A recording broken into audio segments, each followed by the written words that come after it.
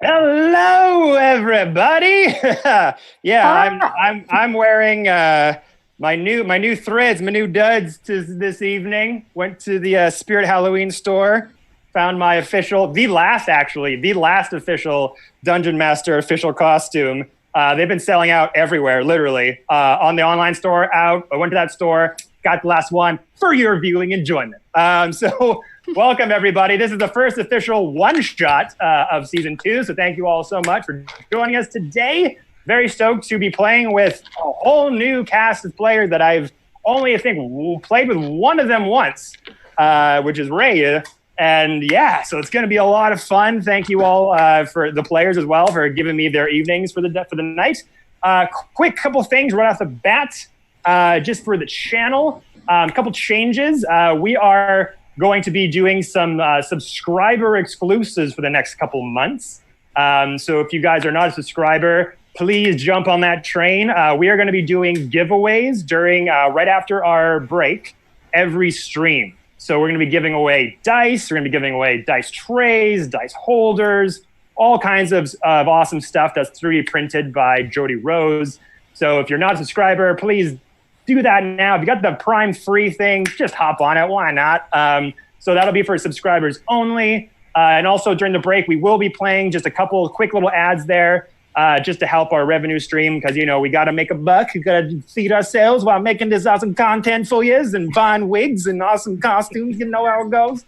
So, yeah, that's just a quickly thing there. Thank you guys all so much. But I won't keep you guys long. Let's get the players introduced. And let's start over with Ray. Oh, wow, this is a lot of pressure. I'm just kidding. I am playing Sephron Periwinkle III, a halfling who has a modest obsession with taking things that may not belong to him, and his best friend is a pony. And what is your handle? Where do you come from? Sure, yeah, name's Ray. Creator-wise, yeah, GotDM, GOT_DM on Instagram. I do crafting, D&D stuff, and we just recently released our Dice Tower on roamingplayergear.com. So if you want to check that out, come and check it out. Ray's an amazing Instagram creator. If you guys have not checked out his account, please do. Tons of miniatures, tons of miniature paintings, builds, all kinds of stuff. Great content. Thanks awesome, for having Ray. me. Thank you so much. Up next, let's get to Caroline. Oh, hello. My name's Caroline. I am playing Lysanthera, a bard elf. She doesn't take kindly to her people's way of living, so she has moved on and she's hanging out in bars and she's just singing and stuff. And creator-wise, I'm a voiceover actor. I notably played Ida on Pokemon Sun and Moon. That's me. Caroline Smash is my handle. On the TikToks with hilarious voiceover jokes and memes. That Barbie voice, I swear to God, I don't know where that comes from. Thanks. No, don't do it. Don't do it. Unless it's your character voice, then it's fine. But Jesus, right. Nightmares. No, I'm just kidding. Thank you so much, Caroline, for joining us tonight. And Offbeat. Hi, my name is Offbeat Outlaw. You may know me as Offbeat Outlaw from TikTok. Oh, geez, I practiced that and it still sucked. Nailed it. I'm also on YouTube. I'm on Patreon. I am playing a variant human named Desperado Devil. His real name's Jack Stockton, but he rides a horse. He wields a great axe. He wields a halberd. He's gonna hit ya. He's got a stupid feat that allows him to do 10 extra damage. He is a good horse boy, and he really did just say himbo rights. That's that. Wicked. Could not have said it better myself. Up next, Cloudy Kate. Hi, I am Cloudy Kate. You can find me at Cloudy Kate Cosplay on Instagram, Cloudy Kate Cos on Twitter, Cloudy.Kate on TikTok. If you couldn't tell by my username, I do a lot of cosplay stuff, some D&D stuff. Yeah, I'm playing Corun Nix, or Corey if you want to shorten it, a half-elf necromancy wizard who was kind of shunned for her practices, and now she's just wandering about with some pals. Some pals, like you do. Yeah. The undead are not very talkative unless you force them to. All right, up next, Maddie. Hi, I'm Maddie. I go by Elder Sith on the TikToks.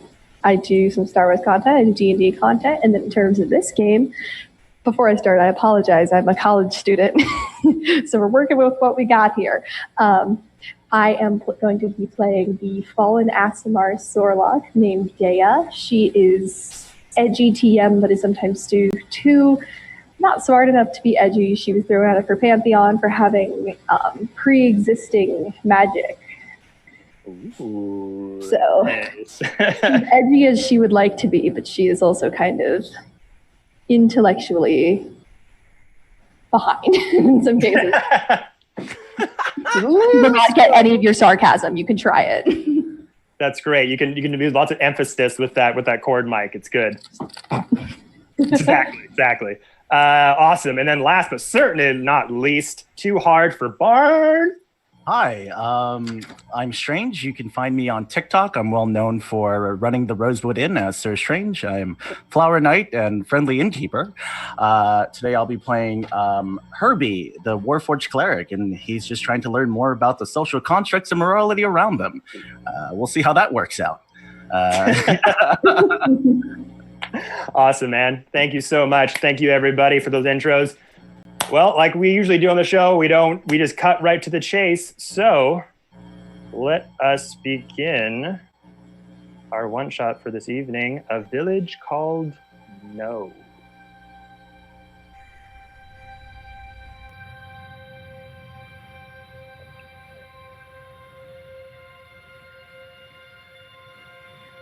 As you walk forward, crunching of snow is permeating through your boots. The blizzard around you sends harsh snowflakes whipping in your face as you start to cover your eyes as you approach this glorious alabaster sanctuary. High atop the Sword Mountains, you're within the halls of the alabaster sanctuary, home of the Hand of Tyr, a ragtag. Though you aren't necessarily on the righteous path of Tyr yourself, the greater god of law and justice, you still serve the whim of Elder Priest Uthar and the visions of injustice that Tyr has shared with him. It is currently the tail end of winter.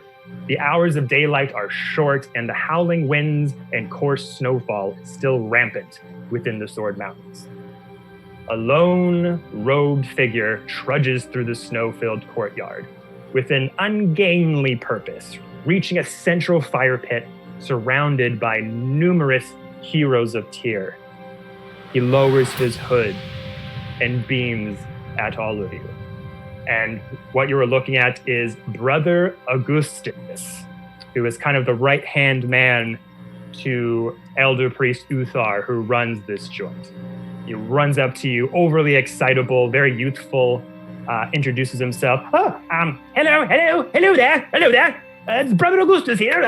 You've arrived at the sanctuary. Thank you so much for coming on such short notice. Is Ragnar the Red with you? We really specifically wanted Ragnar for this. Is he not here? I do believe it's just us for today. Howdy. All right. That's fine. Let me just. I think I have it on me somewhere. Here we go. Yes. The names. Okay. Let me see here. Let's do a little bit of roll call here, and then this is where you will introduce your characters. So let's start again with how we were introduced at the start. So we'll start with Ray. Please introduce your character. All right. As far as what you see, he is a 3-foot halfling that loves his little pony. So he has a small kind of modified tuxedo, wears a little top hat, and he goes by the name of Seth, but Sephron Perrin III. First thing you'll notice almost immediately as you see him is that he smells of lilac. And he has got very accentuating makeup under his eyes to kind of highlight the fact that his eyes are bigger than most. Awesome. All right. And Caroline. Yes, we have Lysanthera. She's a bard. She likes to sing. She's an elf. And she's basically just here to have a good time. And what is she wearing?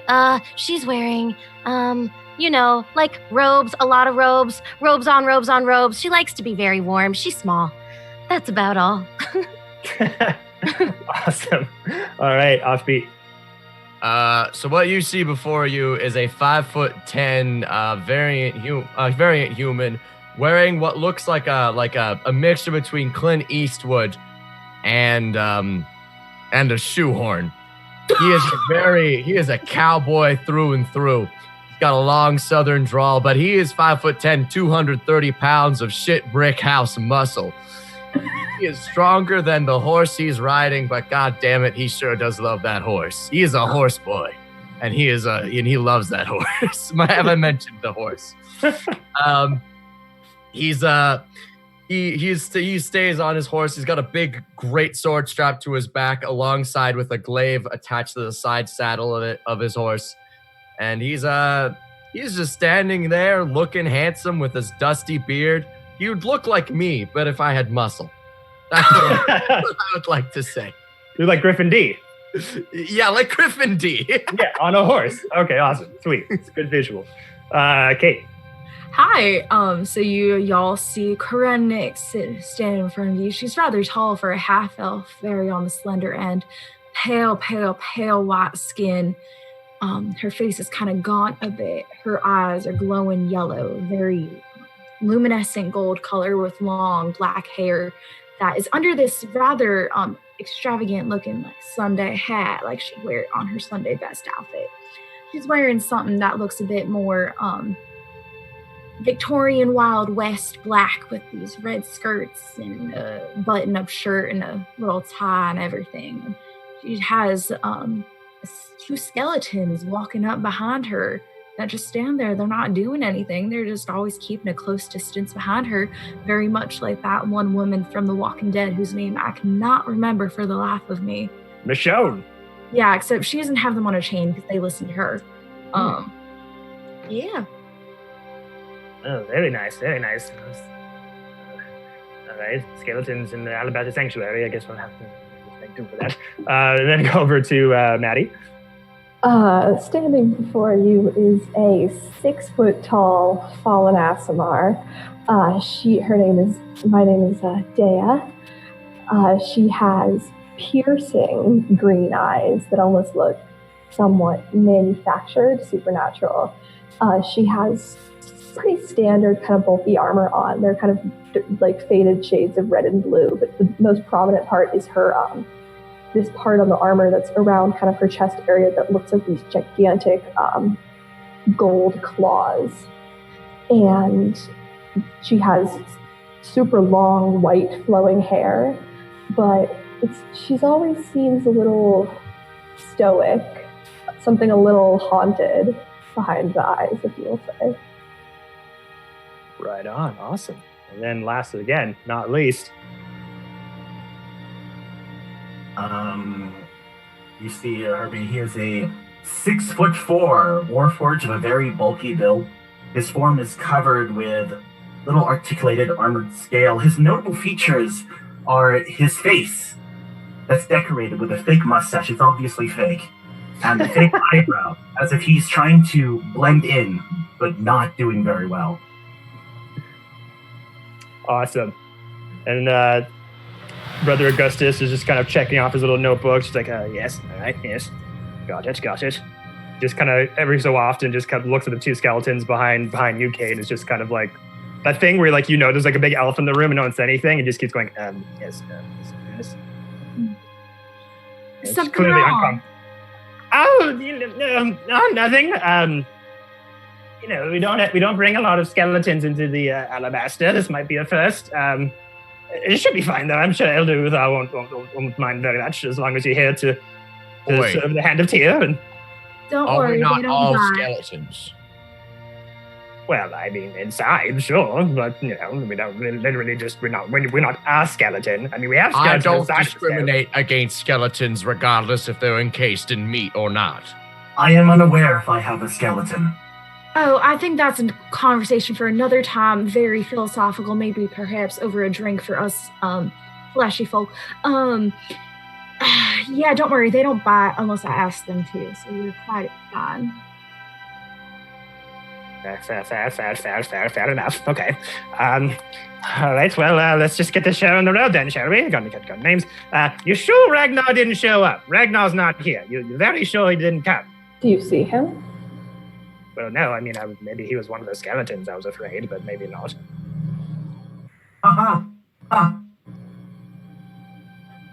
Is that a mustache? Yes, it is. This is very nice. I incorporated about a week ago. Is your mustache metal or is it hair? It's hair. It's hair. It looks like it's about to fall off. It's like it was poorly glued on, and he's trying to do facial expressions. It's like... Yes, well, maybe we can have something in the sanctuary that can help you stick whatever that is on your face better. All right, well, just follow me inside the Alabaster Sanctuary, please. Single file, no pushing, no shoving. And once again, just takes a look at the skeletons and goes, okay. And then he sort of huddles very expediently through the Alabaster Sanctuary. And this place is old, very, very, very, very old. It has kind of like an Italian sort of Renaissance look to it, where the alabaster is very old and marbly. You're walking through sort of past that central fire pit, and you see these huge statues from heroes of Tyr of old. Gorgeous artwork as you go down the alabaster hallways, up and curving up some stairs. Again, going through another big, long hallway, nice red carpet leading the way to Elder Uthar's main chambers. And as Brother Augustus kind of comes to these huge, massive ivory doors with huge handles on them, he's like, all right, so he's got to be a little bit patient. The vision came to him last night. I'm not sure what it is exactly that he needs from you. But, just take your time, take your seat, and he'll share the vision with you and where he'd like you to go next. So have fun. And then he just opens up the doors. And this gust of warm air kind of protrudes your face out of this chamber, because with all the cold around you, you haven't really felt like any warmth since you left that fire pit. And just a big gust of warmth of air just kind of comes over your bodies as you enter in this chamber. And you see a very, very old man, like big, long beard, balding at the top, white hair coming from the sides, wearing these huge red and yellow robes with a very handsome face. No, I'm kidding. Not just myself. It's Kelvin. And he's sitting there, kind of kneeled down, hands on his knees, head down, and he's kind of up on this altar, surrounded by candles. And it's a fairly simple room. There's not a lot of there's a few relics of Tyr around, but nothing in the way of artwork or any material possessions. There's a few throw pillows down in front of him, sort of down from his altar. There's a few throw pillows around for people to sit and join him on these visions. And there's a few torches kind of lit, 3 on each side of the room, just to kind of give this sort of dim luminescence to the room. There's no windows or anything. It's very dark, just lit by the candles and the torches that are on the side. And then on behind you, Brother Augustus shuts the doors. And this old man is just kneeling, quiet. Howdy.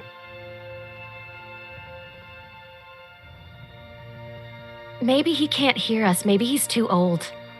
Daya's gonna take out the great club she has in her back. She's gonna tap it on the floor to try to get his attention, maybe. Tap on the floor. Oh, you've arrived. Indeed we have. Howdy. Howdy. Hello. Yes. Just give me a moment here.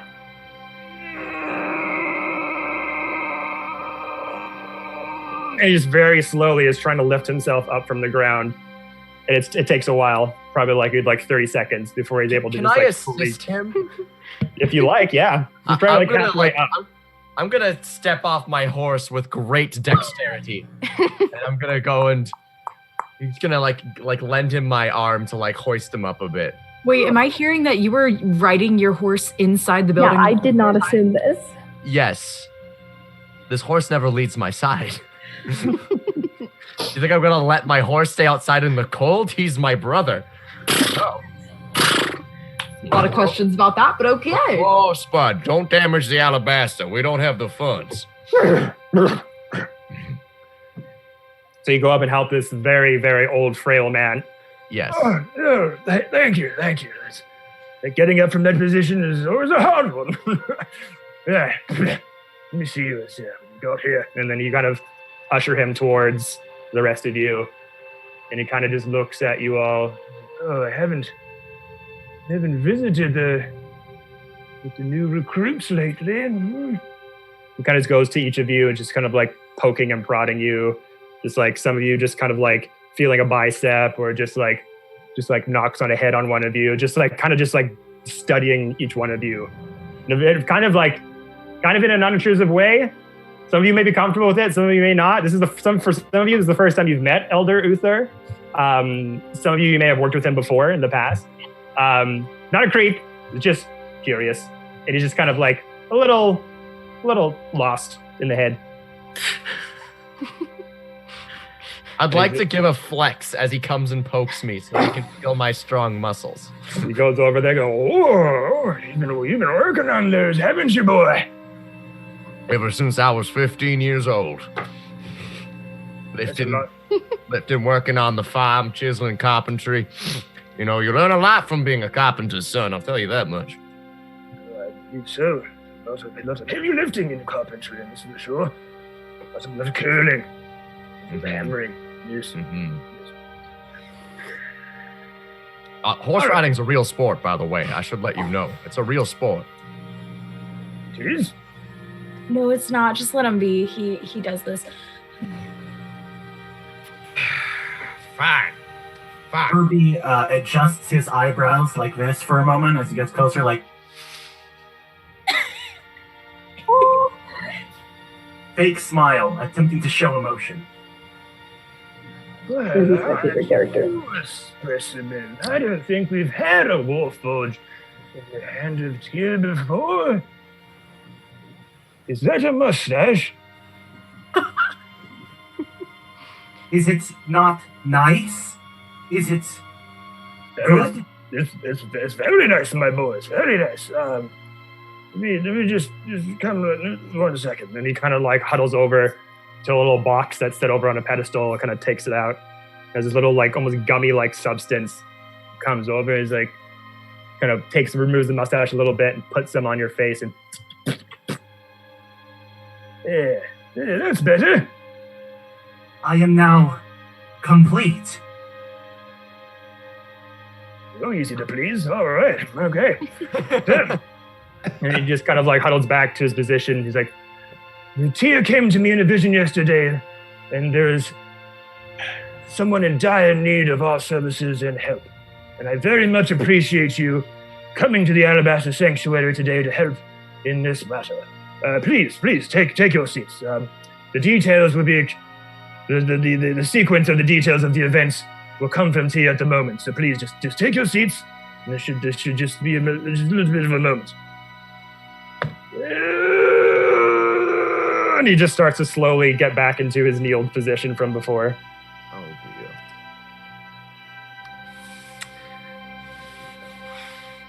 About a minute goes by, and he's finally on his knees. What was that, offbeat?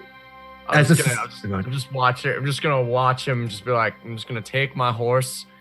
We're gonna walk on this old road of potentially a town. I'm gonna go and find a place to sit, and I'm gonna. Is there anything that like a horse could munch on within these walls? You know, like hay, or like there is no hay in Elder Uthar's quarters. Okay, that's fine. He's got there's a little bag of hay attached to the saddle. I'm gonna reach in there, and I'm just gonna start feeding the horse from my hand. Don't worry, Spud. We'll be out of this dreadful place soon enough. What was that? Nothing. This place is lovely. Okay, yes, lovely. And then he just kind of kneels down, and as you guys all kind of take your seats on the floor, you'll notice that this cold chill kind of starts to whip through the room. You notice that the candles and the torches, the lights on them start to flicker. And the light starts to dim ever so slightly. And almost like there's a gust of cold air just circulating in this room out of nowhere. And then this whipping, this whistling gets louder. And all of a sudden the hair of the old man is just starting to flow and levitate in the air. My goodness, I love that. That's amazing. You look amazing. And he does not hear you at all. For as soon as you say that, the hair whipping in the wind, he opens up his eyes and they're flush white. The pupils on his eyes have gone as he is now communicating with the spirits of Tyr. And as this connection is starting to become more and more stronger, his voice suddenly starts to change and starts to get a lot deeper than the voice you had been hearing so far. And out of the mouth of Elder Uthar, these huge, deep, echoing proclamations kind of come out of him, followed by faint echoes and wisps. You're not too sure if you're hearing them or if everyone's hearing them, but kind of in bellowed, almost like he's been possessed. This voice booms out of him. The nearby village of Nohe has suffered a tragedy. And he kind of clicks his neck here and there, which is very odd for how frail and slow he was, all of a sudden jittering and doing his fast movements. The falling of one and the suffering of many. It is on the verge of suffering another tragedy. And his head just keeps kind of snapping from this energy that's being conducted through him. Misplaced justice. Another sort of head snap. You have until tomorrow, dusk, to avoid this. And as this happens, with each of these proclamations, you're just hearing kind of echoing of these proclamations. So when he's booming out misplaced justice, in your head you're hearing misplaced justice, misplaced justice, misplaced justice. When he says on the verge of suffering their tragedy, tragedy, tragedy, tragedy. They sound like they're coming like 360 all around your head. Got surround sound. ASMR. Oh my god. What makes it? Episodes for prime experience. And as that happens, sort of the last bellowing of that last proclamation, and he kind of just slumps forward with his head down. And the candles and the torches just kind of glow back to their normal glow. The light now not as dim and dark as it was before, and its usual luminescence that it had. I'll tell you what, we ain't in Kansas anymore. Are you all right there? That was quite the show. Yeah, your neck. I don't know if it's supposed to bend that way. You're okay? I've only seen people's necks bend that way after I've hit them.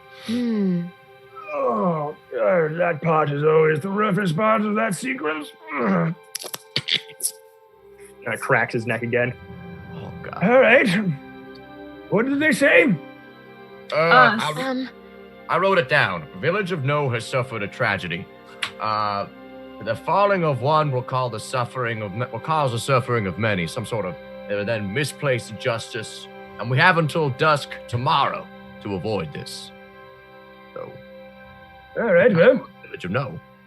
There's a hope to it then. No, this is fun and great, but let's talk about what we're actually going to be getting for this. I'm not wasting my time just doing do-gooder situations here. Where's the money? Oh, That's true. What's the gig pay? I'm not doing this for exposure. I mean, I'm always happy to help, but a little bit of coin in my pocket I won't complain about. it's help, you know. It's hard to take down things that are big with smaller weapons. Right, well, the Hand of Tyr himself usually provides warriors with sufficient enough means. We do have our donations through the local villages that supplements our operation here. We usually pay out around 100 gold per person. Also, you have the facilities of the Alabaster Sanctuary to use at your leisure. The quartermaster should have supplies for you that you can have for free, should you need them. We have some stables left, some horses for you to travel with that you are welcome to keep if you like. I like my horse, thank you. And all items, anything you find during the spiritual journey are yours. You do not need to donate them to the Alabaster Sanctuary. Is that agreeable to you? On those facilities, what are these facilities? Do we get dental? Is this what are we dealing with here? He wants to know where he can put the horse. I know the stables, but... Yes, well, we have the stables. If you wanted to check up on your horse, you're welcome to do so. We are in, I don't know if you've noticed, it's pretty cold winter right now. There's lots of people needing supplies these days. It's a little worse for wear, but you're welcome to whatever's left in there. I feel like there should be I think there was some health potions in there when I last saw. Some holy water if you need some things like that. Holy water. Holy water. Well, I feel sufficiently happy about this deal. How do we feel? I do too. Should be fine. Holy water, do you think we're gonna encounter something that of the more demonic nature that we need holy water for? It's just salt and water. Horseman. Hello? Was there anything about demons in my speech? Just I curious. don't believe so. Guess this is good as mine? Okay, nice to know. Thank you. It's possible, but it's there if you should need it. Let's take a little bit. We should probably stock up on some potions, stock up on some holy water. I'll stock up on some spare hay for horses, and I know, Seraphim, you got yourself your little pony. We'll take care of that. We'll take care of that little darling too. I remember when my mom was just a little foal. Oh, Spud. Miss you. Well, right. I only got about a third of that. But, well, you have your mission up until tomorrow dusk, it seems, so must break off. At ease. All right. Hop onto my horse. The Hand of Tyr thanks you for your service. And as you guys are kind of like turning around and heading out the door, Brother Augustus kind of opens up the big ivory doors. How was it? Was it cool? Did the lights flicker? I love that part. It's so cool. Did you see it? Was really cool. I liked it a lot. Oh, nice. Yeah, that's always my favorite part too. Did anything you need? I can help you, direct you to wherever you like.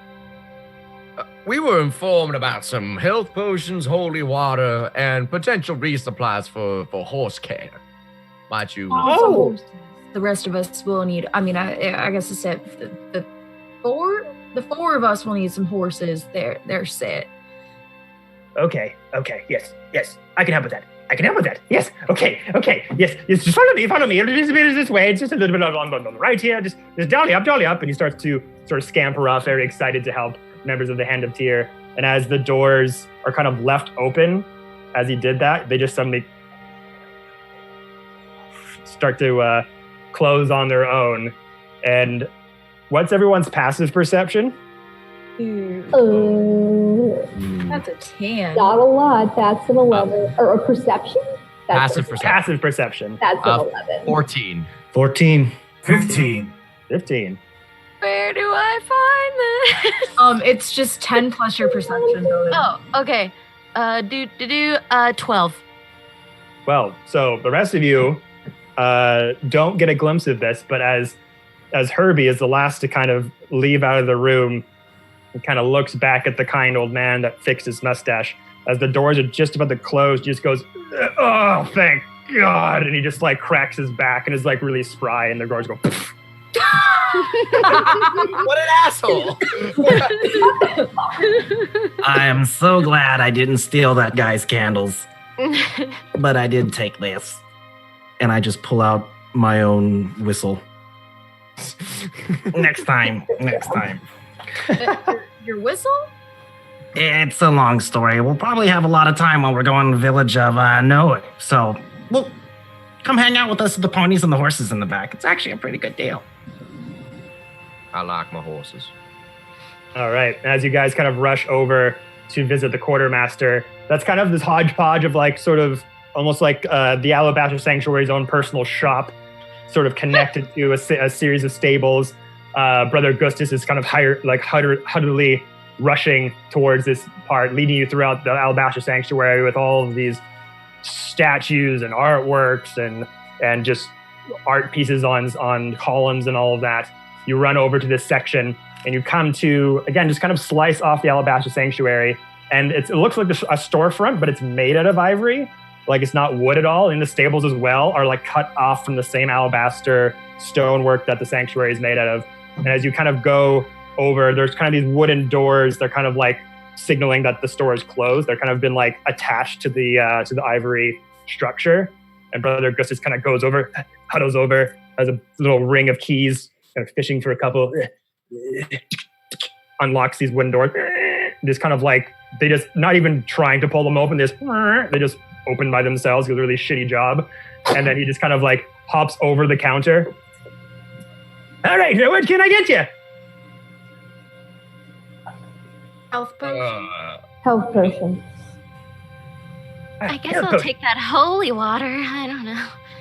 Holy water, health potion, Yeah. okay. You have horses for those who don't have it. Oh, yeah. Okay. You, Herbie? I would like holy water and a horse to collaborate with. All right. Horse collaboration. Got it. Okay, let me see here. And he just kind of leans down and he's just like shucking things. 30 feet horse. Let's see. Health potions, no. This thing here, no. Okay. Okay. And he kind of reaches in the drawers and he pulls up. He's like, so, I don't know if you know this, if the elder mentioned this, but it is winter. The supplies are a little scarce. But I do have, he pulls up, I got three healing potions. So there's that. Yeah. And as you look at the whole health potions, they're just kind of like, one of them's kind of cracked a little bit. One has like a crack that's been wrapped around with tape. It looks like some of them might have fallen down. They just look a bit shoddily. Maybe the reason why they've been left behind all this time, but nobody's wanted them. And he kind of like, holy water. Right. He kind of has this canister that he pulls up. And he just kind of like, 1 second. Kind of hops over the desk, runs over kind of like 25 feet away from you to this sort of bird bath with water in it. Kind of goes over to it, reaches in his pocket, pulls out an effigy of Tyr, just dunks it in there and goes, just like puts all the canister into the water, fills it all up, takes the thing out. All right, there you go. Holy water right there. There you go. You see Desperado take out his notebook and scratch out "holy" from the just water. Why did you tell me this? All right, and then traveling. Yes, you're going to need to travel. All right, stables. Okay, and he kind of hops over the counter again, goes over to, there's like 5 or so stables there. It kind of opens up, gives his keys out, opens a lock on one. Right, okay, so that horse is gone.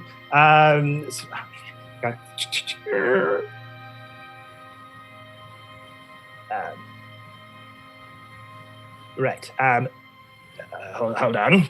Locks it back up. Goes to the fourth and fifth one.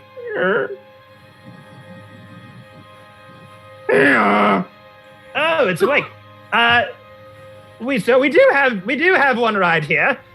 Just hold on there. Okay. Other one. All right, yes, they're both here. So, all out of horses, unfortunately. It seems like they have been rented out for a while. But we do have some very sturdy donkeys for you. Very hearty in the wintertime. All How right. many of those do you have? We have 2. I could double up. I'm small. Corin, you practice necromancy, correct? Do. So the couple were dead. What? Weren't there a couple that we couldn't? I'm more specialized with Humanoid. the more humanoid creatures. It's not very complicated zombie or skeleton horses. It's just they're too bony, and I've tried it once. It's not a fun time. Not a good result. Well, I understand. I fit on understand. Spud with me. A donkey could probably hold one The person. halfling for sure could be on there. You, Warforged, how heavy are you? Yes. If it's easier, I could walk. It will just make it harder for me to keep track, but it is something I am willing to do. Fuck. I can. Very, very nice guy. You said you were proficient in necromancy. Yeah. Hmm. I mean, I can do it. Zombie horses would be more Zombie comfortable horses than don't skeleton horses. If do you got it. some corpses, I can bring them back, I guess, if I want to. Zombie necromancy. It's Well, we don't really keep around human corpses around the Alabaster No, I mean, Sanctuary. I It'd be a little weird for us. it'll be. I have no issue with walking. What sanctuary is not fit with a graveyard? I mean, do you got animal like burden remains somewhere, perhaps? A horse- Yes. As a matter of fact, one of the horses had to be put down. Unfortunately, I didn't think it'd be happening so soon. Then But show us the bones. What? You didn't save them? Did you make them into a soup? What'd you do? Oh my god. Oh, don't tell me you ate the horse. I mean, I hope. no, didn't. So you have the bones. Yes, we do. I don't know why you're so excited about this, but yes, we do have. I've never seen this happen. I'm ready for new experiences. Isn't life exciting? Desperado Devil takes out his notebook and writes down Lysyntheria, psychopath. You're like, yes, we do have a graveyard for the animals that unfortunately would not be around. All right. Do you want to show me where perhaps a horse or another donkey might be? Because I have my 2 friends left and right behind me. They're also going to need to ride with me. Oh, don't tell me you're getting a horse for the skeletons. Those things can just decease. No, I prefer to keep them around. So if I'm raising a horse, that's for me and left and right. And then y'all can all double up, and I guess Herbie can. Well, here's an idea. What was your name again? Offbeat. Desperado. Desperado. Why don't you give Herbie your horse? Because it seems like that's the only beast that would be able to accommodate him. And you double up on one of the donkeys. How about you can suck on my left tit? I'm riding Spud, and if anyone wants to ride my horse, they can go through me. Herbie, you can probably ride with me if you need it. I'm pretty hefty myself, and old Spud's a reliable soul. All right, looks like I'll be raising 2 horses today, if that happens. Desperado, you do not have a left hand. Are you sure about that? Desperado removes his breastplate and reveals his left pectoral muscle. Herbie joins along, and he's just like, Wow. I am lacking.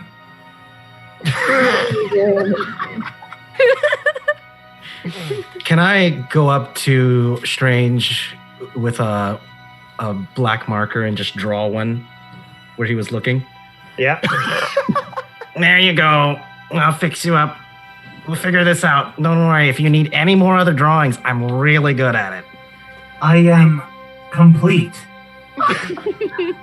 All right. Does he say that a lot? Yeah. He gets very excited about new additions. Fair enough. All right, well, raise the dead horse then, eh? All right, then. Second time I've done this week. God damn it. And then he just runs over to the little makeshift graveyard they have for some of the animals that have passed away. So you kind of, does the party want to come with you, or is this something you want to do on your own? I want to come. All right. Please. Yeah. Very excited Bard elf Yes. runs behind you in the snow, scuttling around. Okay. I tripped a little. It's fine. Are the rest of you coming to witness this, or are you staying put by the stables? I'm gonna stay with the stables. I'm gonna feed my horse. Get it ready for the travel. I will stay with the and also feed my pony carrots that I have brought with me. Aww. I'll look at the donkeys and see if they're strong enough to carry me, because she's strong. And Herbie? I will follow for the experience. Yay! Oh, God. So we got Herbie, we got the necromancer and the elf bard. One is to witness a dead horse be resurrected. So he comes over to the graveyard and just says, all right, well, there it is. All right, so I have a technical question. I have the spell Animate Dead, but in the spell it says choose a pile of bones or corpse of a medium or small humanoid. That is not a horse. That's not a horse. So I don't know if you want me to make a check or like use the spell and just say fudge it, or Centaur. Centaur. Does it make a human out of horse bones? No. So I don't know what you're about to find out. This is so exciting.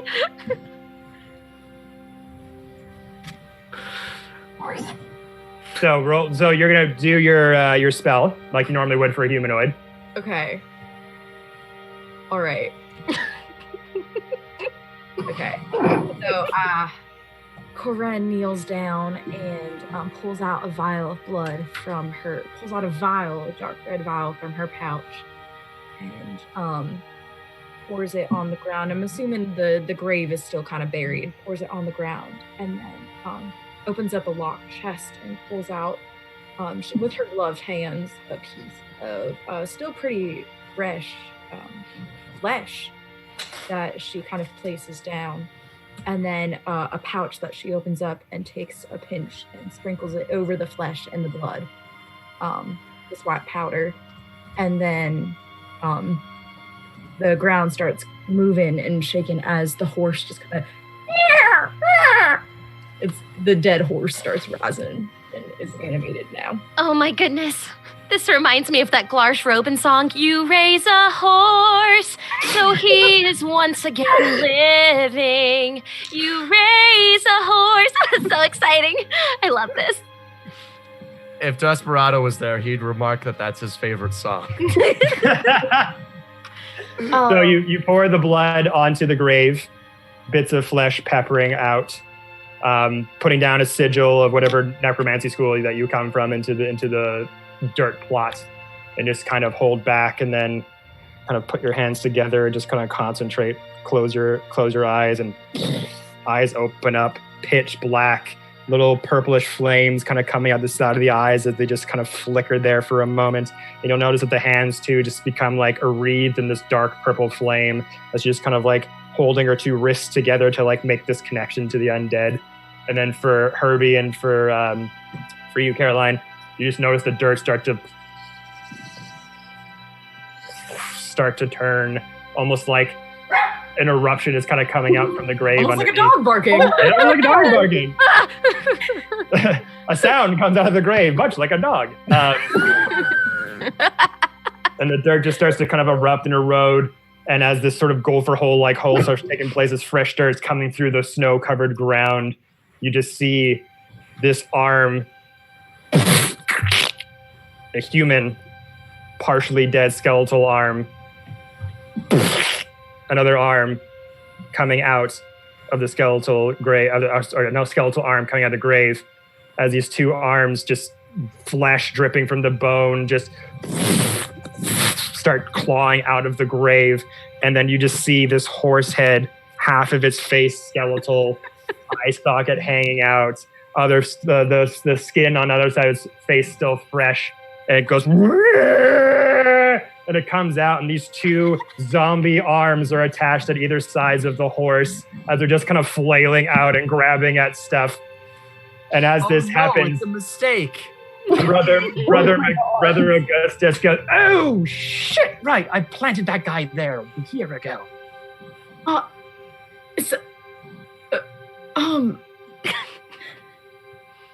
Oh. Well, you have a horse. It just has some appendages.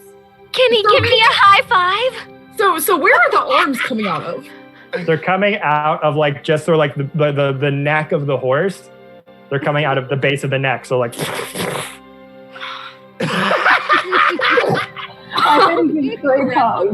Very confused and just. All right, like I said, I'm more attuned to the humanoid aspect of necromancy. Animals are always tricky. I guess I just kind of latched on to what I knew if it was down there. And the arms are kind of flailing around as if they're like sentient. Like just from the miming actions of the arms, you can kind of tell like it's just like feeling the horse and the neck and going. I'm just gonna grab one of the hands and clasp it in mine. Just rub it, like a little reassuringly, and go, okay. And as you're kind of rubbing that one calmly, the other hand is like, okay. Then I'm gonna go to the other. They kind of calm down. The horse itself, just like the rib cage poking out, bits of flesh are kind of flopping down on the ground. Whatever tail it had before is non-existent, as it's also just like just like doesn't know what's happening or why it's alive or what the fuck. You really did just make Jack Horseman. I wonder if I regret bringing this. Make an animal handling check, Kate. Oh jeez. Hold on, let me pull up my character sheet. I got a big old whopping +0 to that. That's a 2. 2. The horse starts. Oh crap! Wait, I forgot my dice still. Somewhere, I lost it. Continue. You got it. As you're kind of calming down the hands, the horse just starts to get really erratic and is like, and it starts to flail up, and the rest of you can now hear this from where you are by the stables. You just hear like what sounds, and like to you, Offbeat, just so you're so familiar with the horse in general, just like so innate, you just hear this like wailing pain of a sound come over from the graveyard. But be steady, Spud. I gotta go and take care of a wild bronco. I got this. I'm gonna dash over there with what's your characters? It was Sarah. It was Sephirin at my side. I'll come too. Yeah, got you. The rest of you all rush over to the undead gravesite, and when you finally see this undead horse with 2 protruding zombie arms coming out of the base of its neck, being calmed down by Kate, but also the horse is also just going wild. She's got the arms down, like the arms are calm, but the rest of the horse is just kind of freaking out. Bless your heart. Desperado, Seraphine, I've made a mistake. Can y'all help me with this? You are more animals are your thing, please. And she just steps away. I'm gonna approach the horse and attempt to calm it. And like, so I can touch its snout and be like, whoa, now. Calm, horsey boy. Make an animal handling check. 18. 18. 14 plus 4, baby. As you walk towards the horse, the rest of you have kind of scampered off and are kind of taking a standoffish stance as this thing is kind of just wildly kind of losing its shit. Now the arms are like flailing again. And as you just see this cavalier just slowly walk to the horse, one hand, and like, whoa, whoa, boy, whoa, whoa, and just slowly making steps towards it very calmly as the horse kind of freaking out as it just slowly gets up to it. And then just like, and it kind of stops for a second, kind of notices Offbeat for a minute and kind of like huddles down for a minute. He just has this stance, this very authoritative stance. He's being very calm and very chill. It's kind of singing to the horse like, it's okay, I'm not here to hurt you. And he kind of puts a hand sort of above where the snout would be. And it's kind of rigid because the bones are kind of protruding out and just like flailed dead skin on top of it. But still calms it down like he would his own horse. And the horse just goes... starts to calm down a little bit, and the zombie hands just kind of go to the sides of your face and just starts to feel like who it is that's calming it down. Hello? It's me. I was wondering if you're still stuck inside this horse. It's all right. It's all right. I understand your existence is horrible and terrifying, but as is mine. We're all stuck here. You've got a second chance. Now come ride with my friends. If he gets mauled by this horse, I'll give you 5 gold pieces. I would love Take to. that, because I made a monster. Deal. I don't know. I think I liked it better when he was like, come on, shake your body, make it do that funky dead horse body. But all right, this is fine.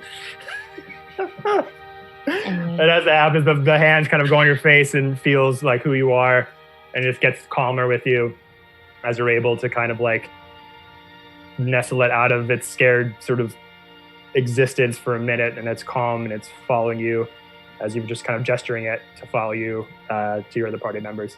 Can I hold the hand? Yes, you're definitely holding the hand with it as you're kind of trotting it towards everybody. Is this thing gonna be all right if I get on it? I don't want it to. Let me hold his hand, and I'll assist you in getting on this thing, keeping it calm. Thank you, kind sir. So yeah, Kate, roll animal handling at advantage. I'm scared. Fucking fall through the horse. That's an 11. I rolled a 10 and an 11. Ooh, okay. You start to come towards the horse, and it goes. It has a sense of like, you bad Its creator. You did this. You are a reason why I'm here. But next to Offbeat, just like holding that hand, be like, it's okay, calm down. Calm down a bit as you kind of go towards where a saddle would be. There is none, just bones protruding out of one half. You kind of slowly get on it and try to like hoist yourself up. And when you get on there, a bone cracks and falls to the ground. And you kind of, the horse again kind of staggers around for a bit, but Offbeat's just like calming it, making sure it doesn't freak out at all. So you're on top of it, but you feel a little uneasy about it. But you're on it. Alright, I'm gonna mentally command left and right to get on there behind me. They're skeletons, they don't weigh much.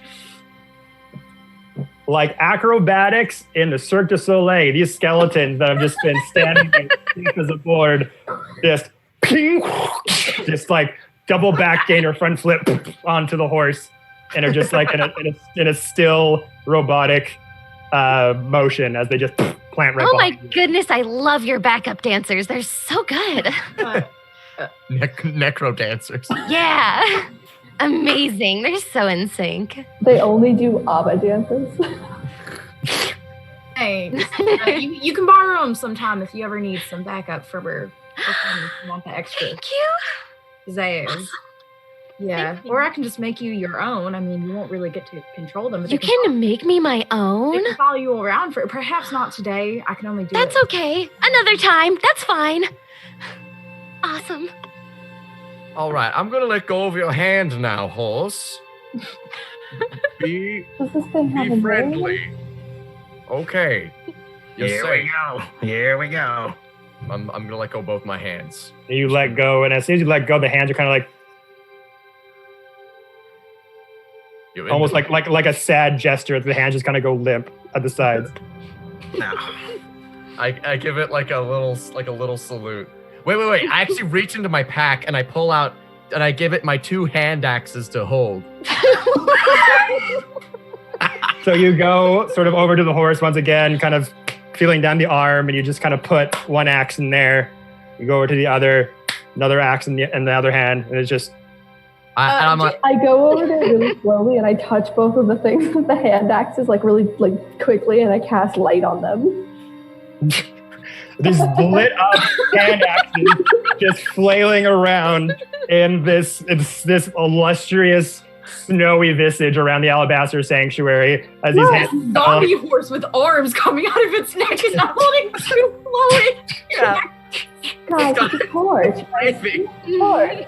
Torch. Desperado is not quite a good idea. These arms are within range of me, and I'm scared it's gonna try.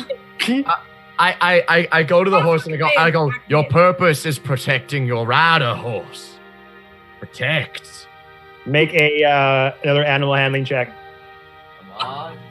Also, just as a note, because of the spell, I do have mental control over it. But you haven't given it a command yet. That's true.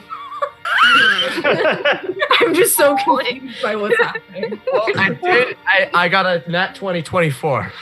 Ooh. This pink dice is magic. I've rolled only above a 15 for the past 3 sessions. It's gonna run out soon. So as the hands have kind of just wildly been flailing these lit up hand axes just around, you just kind of signal it like, it's okay, your job now is to protect her. And he goes, just the arms kind of take this combative stance, like a 1 and 2, and just has it in front of the horse, and it's just staying that way. He's doing a protect. I love him. I love that for him.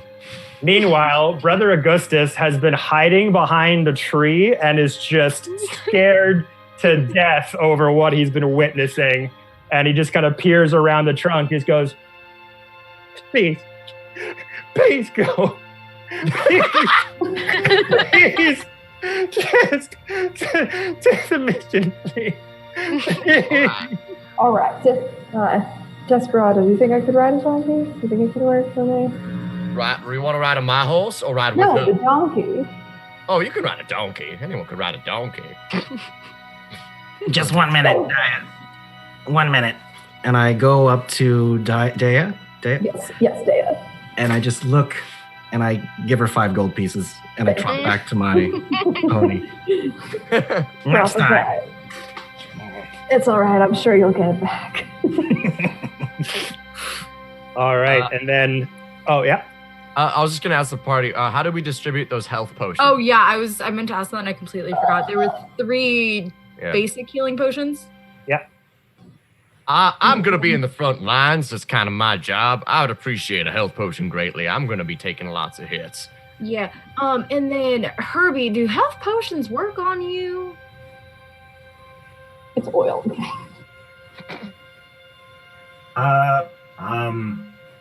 Herbie's expression just goes frozen except for the mouth.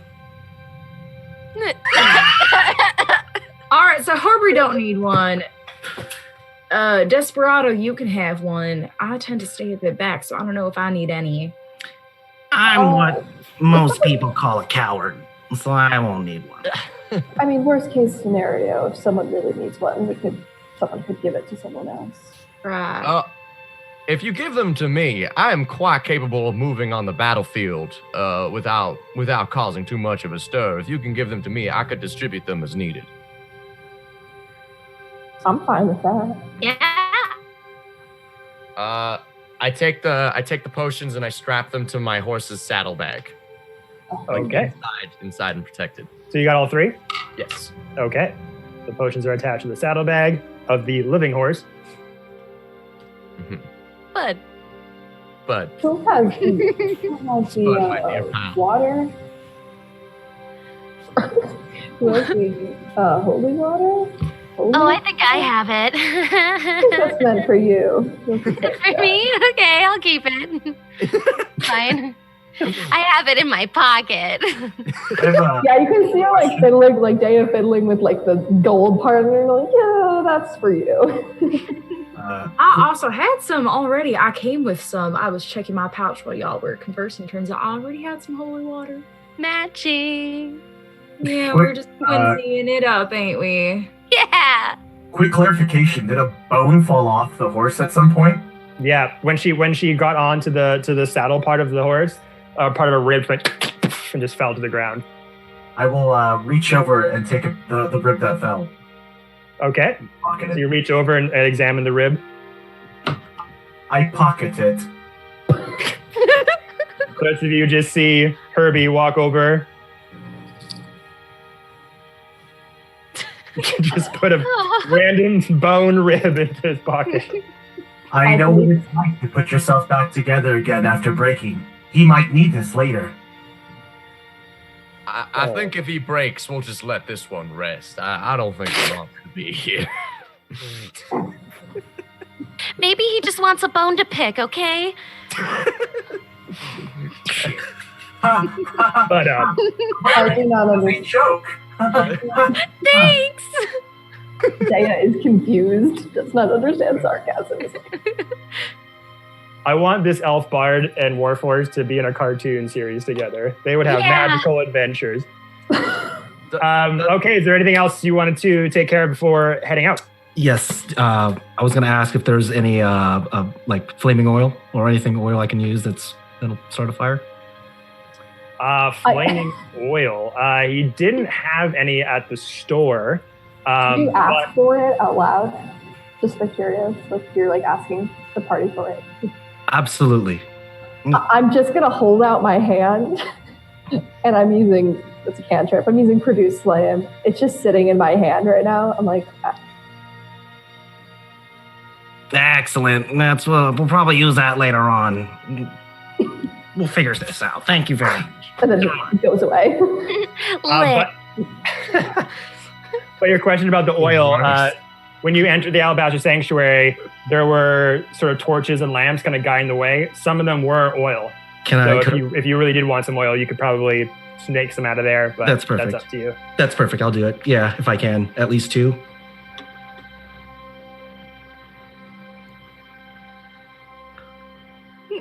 Kevin is frozen in I went out for a second. I'm back. Sorry. That was weird. If I can, take at least 2 of them. Yeah, so you want to go into the sanctuary and just snake some oil from them? Yeah, easy enough. It's a pretty barren place. For what you guys have seen, there is nobody here except for Brother Augustus and the Elder Priest. Like, when he said, like, there's a quartermaster, Brother Augustus just hopped over and was like, hi! So it's very easy to not be seen by the, like, either walking monks or priests or anything to be able to do that, so. Small town. Question, where is everyone? You said that all the horses had been rented out already, and I don't believe I've seen anyone else while we were here. Is there something going on that we should be aware of? Oh, not really, no. Winter. Evil things like to come out of winter. Oh, I'm hot. I'm going to take off my coat. In winter. Evil things like to come out in the winter time most of the time. So, just very understaffed at the moment. Can I insight check him to see if he's lying? Yeah, Sure. I'm also Insight check. Go for it. I'll roll one if you'll let me. 13. 13, okay. Dirty 20. Dirty 20. That's a 5. It's a Or 5. undead 20? Yeah, no, he's telling the truth. He ain't lying at all. It's just evil dead things. Winter. It's winter. Evil dead things tend to just be more creepy around wintertime, and they are just understaffed. Ah, so it's Canada. It's Manitoba, specifically. These words mean nothing. This is a Canadian reference, not brought to you by the American. This was brought to you by Canada Gang. But yeah, he is speaking the truth. He does not show any ill intent or lies at all. All right. So, where was it again that we're going? Oh yes, you're going to the village of Nohe. It's about 18 miles. No, yes. No. Is this anything like the Knights of Oh, we're Ni? not doing this damn bit. We're going to the village of Nohe. No? Like the Knights of Ni? Except like, no, no. Yeah. Right? No. You think No. when they were trying to come up with a name for this village and they went, what should we name it? They were like, I don't know. Then they were like, oh, perfect. Brilliant. Brilliant. Do you want to know where it is? I'm confused. Yeah. Yeah. Please. Oh, okay. Yes, it's about 18 miles directly down the mountain pass to the north. Nohe is a bit of a trade hub village that acts kind of as a central point for the settlements and farms within the Sword Mountains. They usually send supplies to the sanctuary around once a fortnight or so. I believe we're expecting some packages soon from them. But the village itself is around 30 or 40 permanent residents, being farmers of local land, the tradesmen. I think the law is maintained by Magistrate Johann Stoll. Yes, that's who the magistrate is, right? Magistrate Johann Stoll.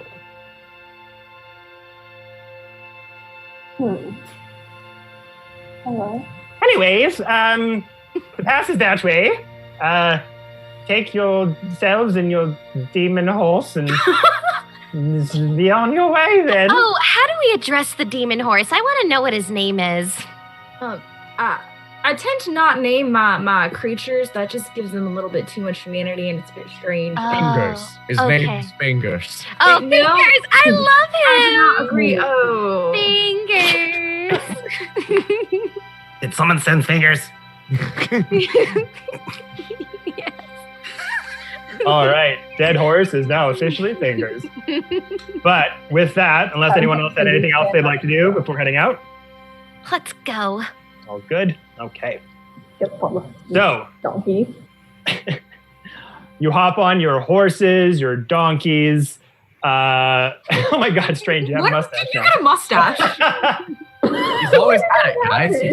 He's always had. He's just always been there.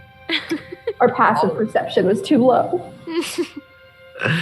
So as far as the riding order on who is on what, I think we have Offbeat, you're on your horse.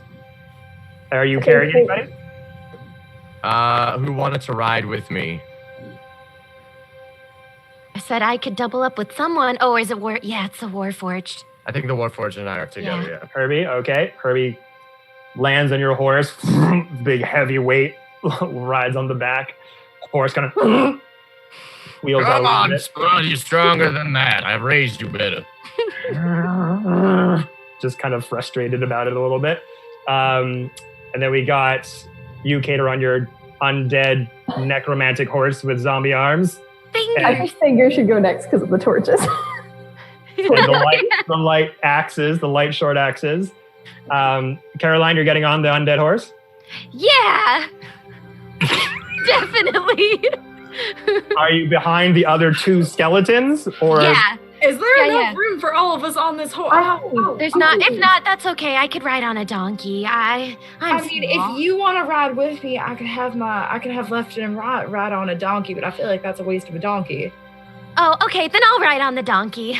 I'll just admire Fingers from afar. All right. All right, so we got Caroline, you're on one of the donkeys, and then Ray, you're on your own pony. Correct. And then Maddie, did you want to take your own donkey, or did you want to double up There's with two her? donkeys, right? Yeah, there were two. I'll take one of the donkeys. Okay. Donkey, horse, Offbeat, Herbie, Ray, pony, Achaidh, abomination to all mankind. Okay. So, It's like a threatening tiger's fingers, the abomination to all mankind. leaving the relative warmth and comfort of the sanctuary grounds, you make your way down the mountain pass towards Nohe, where Elder Uther has urged you to reach as quickly as possible. As you do so, a strong wind starts to blow through the outer sanctuary gates, limiting your visibility as fresh snow is kind of whipped up from all around you. It starts to sting your exposed flesh and just anything that's kind of out in the open.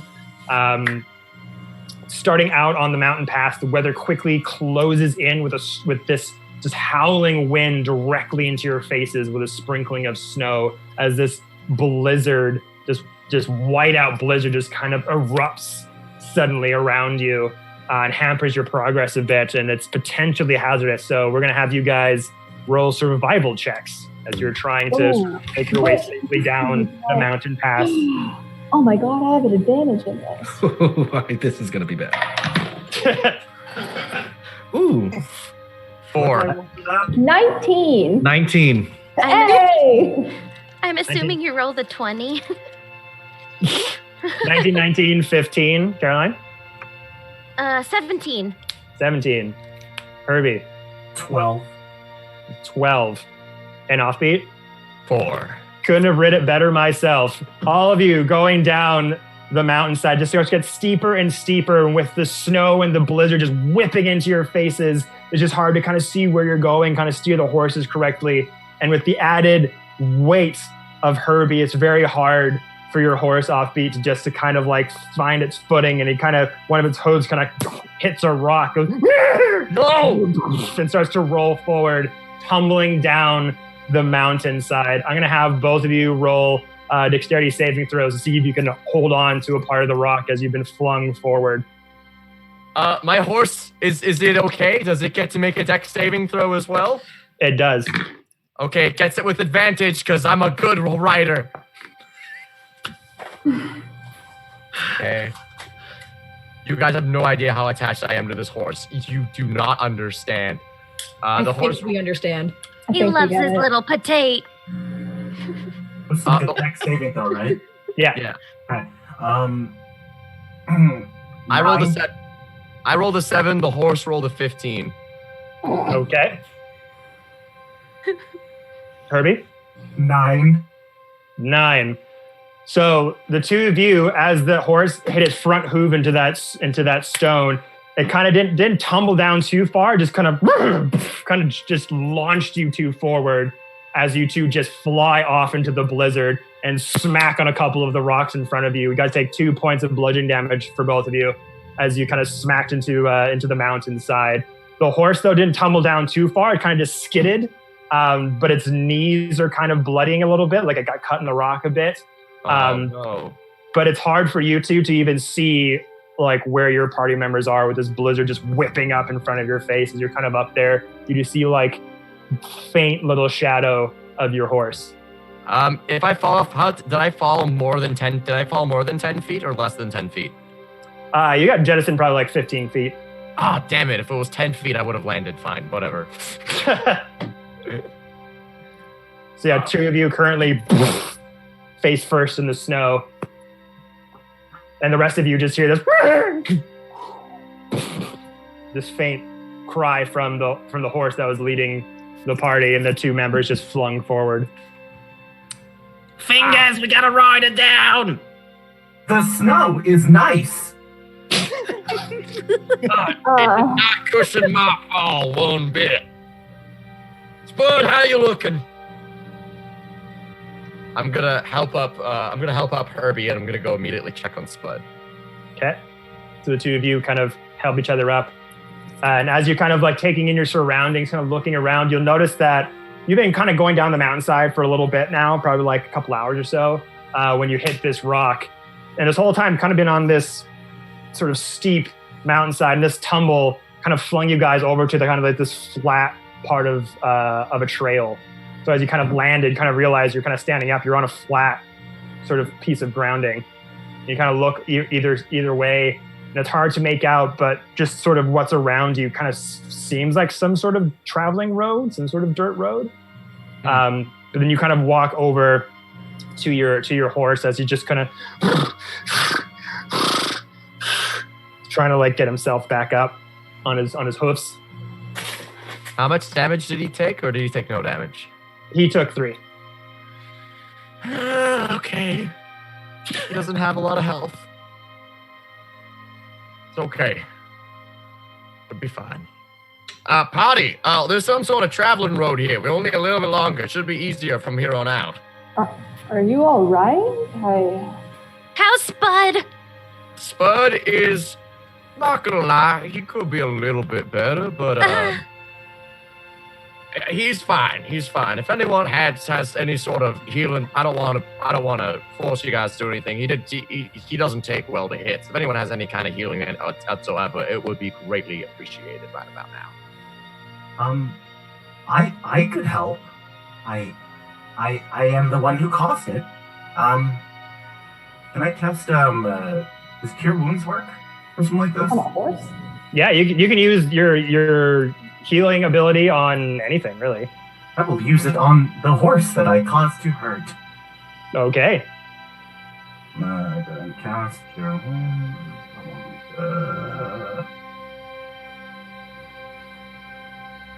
8. I heal for 8 points of healing. Oof. Okay, so Herbie kind of, I can help. Heavily cracks to the crunching of the snow over to your horse as you kind of helped it to get back on its hooves. You just see these like just deep cuts sort of on its knees and its legs, just scraped down all the side. As Herbie comes over, just takes 2 hands and goes, King! And then as he just kind of slaps his 2 metal hands together, kind of puts the palms out, you notice that they're glowing this weird sort of yellowish, white hot energy coming from the palms of his hands. You can see the steam kind of rising out of them as he just puts them towards the horse legs. And for a second, you're almost stopping him. You're like, what are you doing to my horse? Because you feel like super protective, almost like he's about to brand it with white hot metal. As he does it, he kind of puts his 2 hands over to one leg, and this ethereal, just blinding yellow light just starts to coax the leg of the horse. When the horse kind of spooked for a minute and then is kind of calmed down by the warm sensation, you just see the blood that's trickling down just sort of kind of reverse back into the wound as you kind of notice the wound start to be cauterized and heal almost completely. You see as he takes the hand off, the sort of leftover fragments of a scar, but like a scar that's been healed like over a year already. He does the same thing to the other leg. And the exact same effect takes place. Ah, damn, could have used you on the farm. A farm? As he's talking, you notice he only has one part of a mustache left. Where there used to be another part. Must have gotten lost when they fell, so there's only one part left. Your other eyebrow is also gone. It's mismatched. Yeah. Are they like back together with us? What's that? Like, can we go down the hill to meet them at like the bottom of the hill? Yeah, for sure. I'll have you guys roll just skill checks just to see like if you can kind of hear where they're coming from, because this blinding blizzard is like really hard to see where everyone is. Okay. I'm assuming perception. 1. Yeah, perception. Sorry. 13. 13. Okay. Nat 1. Nat 1. I got 19 plus 2, so I Nice. got a 12. 12. Easy enough. Just for Seraphin, who's just kind of like, just his stature just makes it kind of hard for him to see around his surroundings as he's just like, where the hell did these people go? And they're like, oh, they're over there, and kind of pointing you over as you were kind of straying off from the path that they were going down. And they're like, no, hey, over here. Like, oh, okay. You rush over, kind of helping them up. And who got the highest? I think it was Caroline, right? You arrived there first before everyone, and you just notice kind of the vision you see kind of coming out of that white blur. You just see Herbie with his hands on the horse's leg and steam coming out from the hands. Like for a split second there, you also think that he's like branding the horse or like burning it for a second. Ah, what are you doing? Steam? There's steam? Are you cooking? Are you cooking the potato? What's going on? House Spud? What is this? Don't worry, Lysithea. I believe this is something called magic. I don't know much about it myself, Oh. But this man's got glowing hands, and he allowed Spud to live. Wow, you're so cool. This is really neat. So as you say that, the rest of you, the blizzard around you is starting to slow down a little bit. There's not just like a vertical wind hitting you in the face anymore. It's starting to subside a little bit. And you begin to make out some dark objects on the path ahead that you're on. Straining your vision, That's but you not our party. Nope. Straining your vision and hearing, you can almost make out a large sort of rising mass with low rumbling noises cutting through the wind. Cautiously edging your way closer towards this, you begin to come into clearer view, and you start to make out the shape of two agitated horses attached to a wagon, with two humanoids facing away from you, intent on the side of the wagon. You can almost make out some of the cargo kind of spilled onto the mountain pass. As you guys kind of like saddle your way up to this visage, this sort of older man and younger boy kind of turn around, and the older man has like a crew cut, big bushy mustache, like way bigger than what Herbie had, and just goes, "Oh, hello, how you doing there, friends? You think you can help us out for a minute?" And that's where we're going to take our break. So we're going to stop here for a minute and take a little 10-minute break to get some drinks and stretch the legs and all that. If you are subscribed to the Dicecream Sandwich Twitch channel, I love that way better in my costume too. You can be eligible to win a set of dice tray, dice collector, all that fun stuff. So we'll have you guys who are subscribers to put a word in the chat. Fingers. That's what you got to put into the chat. all one word. My monstrosity. Only once. Only once. And if you do it more than once, you'll be disqualified. So just the one time. And we'll pick a winner when we return. So thanks, guys. See you in a bit.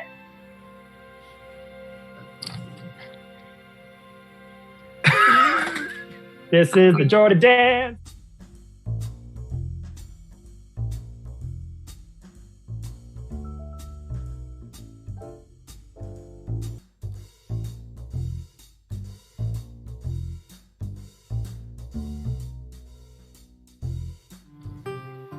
Hello, welcome back. Thank you guys all for sticking around while we refilled the drink, stretched out the legs. I am no longer in Dungeon Master outfit because it is fucking hot in that robe. So, damn right it's hot. To those thank you to those who entered our little fun sub giveaway. It's between Clerical Error and Deathly Innocence, since there were only two that were subs. So we thought we would roll for it. So I'm going to roll this D4 here. 1 or 2 is Clerical Error, 3 or 4, Deathly Innocence. And then whoever wins, we will contact you and you have your choice of dice tray, whatever you like from what we got to offer. So here we go. A 1! It's a 1! And you see, I'm just going to take it off this thing. Whoa. 1, 1, 1, 1, 1. Did you see that? I got to, oh no, I'm so bad at this. I'm gonna do it. No. That's just leather. Why can't I do it? There we go. It's a 1. It's a 1. Oh, I like that dice. It is very pretty dice. That's Dicecream dice. There we Very go. nice. So 1 right there. So Clerical Error, you won. Congratulations. Ooh, ow, ow. So we'll contact you to get you a pair of dice, or not pair, a set of dice. Dice Only tray, 2. all that fun stuff. Only 2. You only get only 2. Yeah, you get to pick which 2.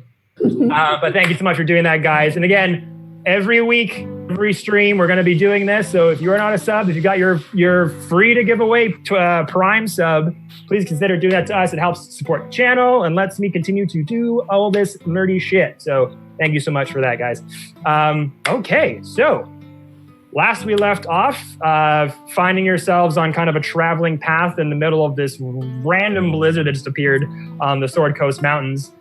You then saw visages of these sort of dark blobs in the distance, and you kind of carefully, cautiously approached them, and it turned out to be a wagon that's kind of on an angle. Looked like a wheel might have been missing. 2 horses and an older man and a younger boy.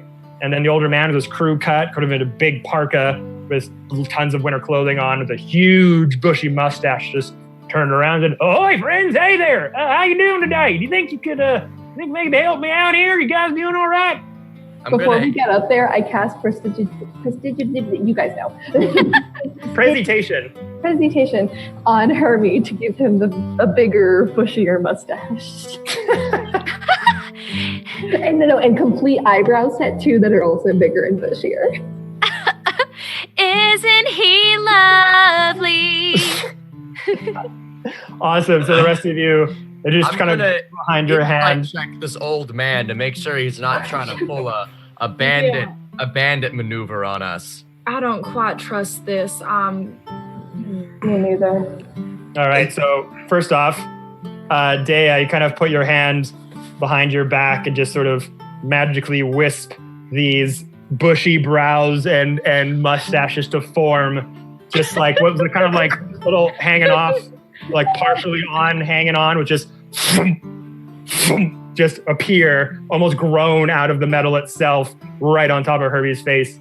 Now, Herbie, you don't feel what has happened, but if someone kind of signaled to you, you just kind of, everyone's just kind of looking at you like, whoa, like where did that come from?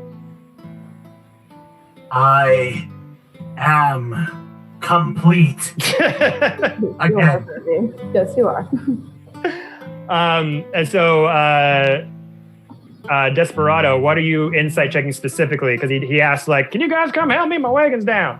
I'd like to insight check his intentions, if possible. Is he earnestly asking? Like, is he gonna murder you?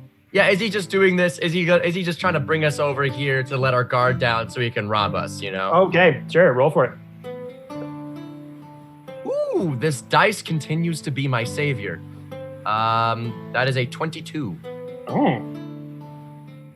22. So he's just like, you guys help me out over here? You kind of just give him that old west side eye, and like, I don't know about this.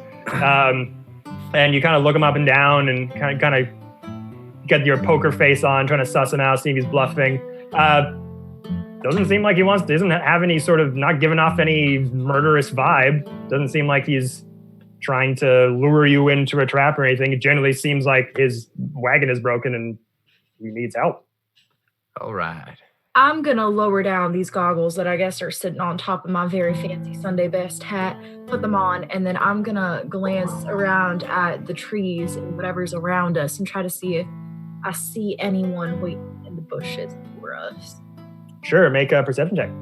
At advantage, because I finally picked my uncommon item, Eyes of the Eagle, as we were starting this tree. Oh, awesome. Okay, advantage. 11. I rolled a 2 and an 11. All right. Here we go. So you put on your goggles from the top of your head, fix them on, kind of just hear this little tiny hum sort of emit from the goggles, looking around, sort of this infrared sort of predator-like visage, looking for any heat signals around. Don't see anyone. There's no one hiding behind rocks or in trees.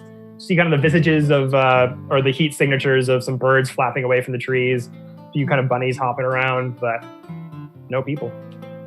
While this is going on, is there a box? They're discussing things. Is there a box I can just kind of kick off to the side and open it my own? Sneakily? Let me just see here.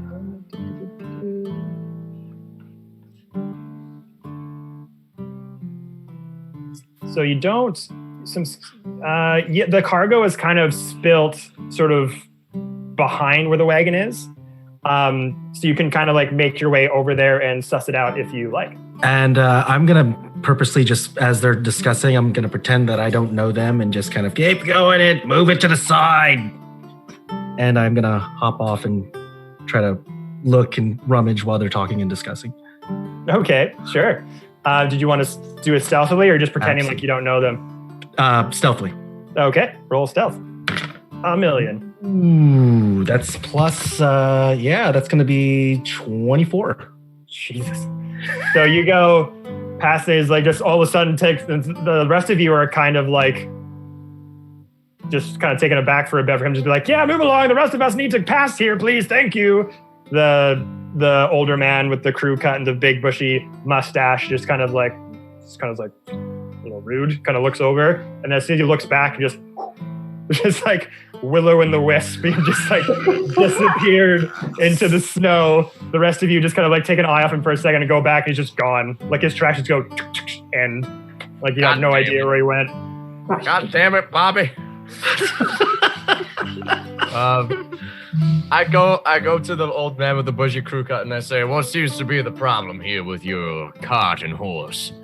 Western man, I see myself. Yes, me and my boy, Finn here, my name is Jesper. We're just coming up the way down from Nohe to give some old supplies to the Alabaster Sanctuary up there. And wouldn't you know it, the wheel, yeah. We're on our way to Nohe, actually. We just came from the Alabaster Sanctuary. You did? Yeah, the trail is mighty tough, yet you're gonna, I'm just warning you for up ahead. Yeah, trust me, my friend, I've done this trail many a times, and it is not a very fun activity, but, you gotta make your goal somewhere, you know what I'm saying? But, this path is pretty trusted. If you guys just kind of head down here for quite some ways, you should come to a sort of a communal camping ground that should help you out there.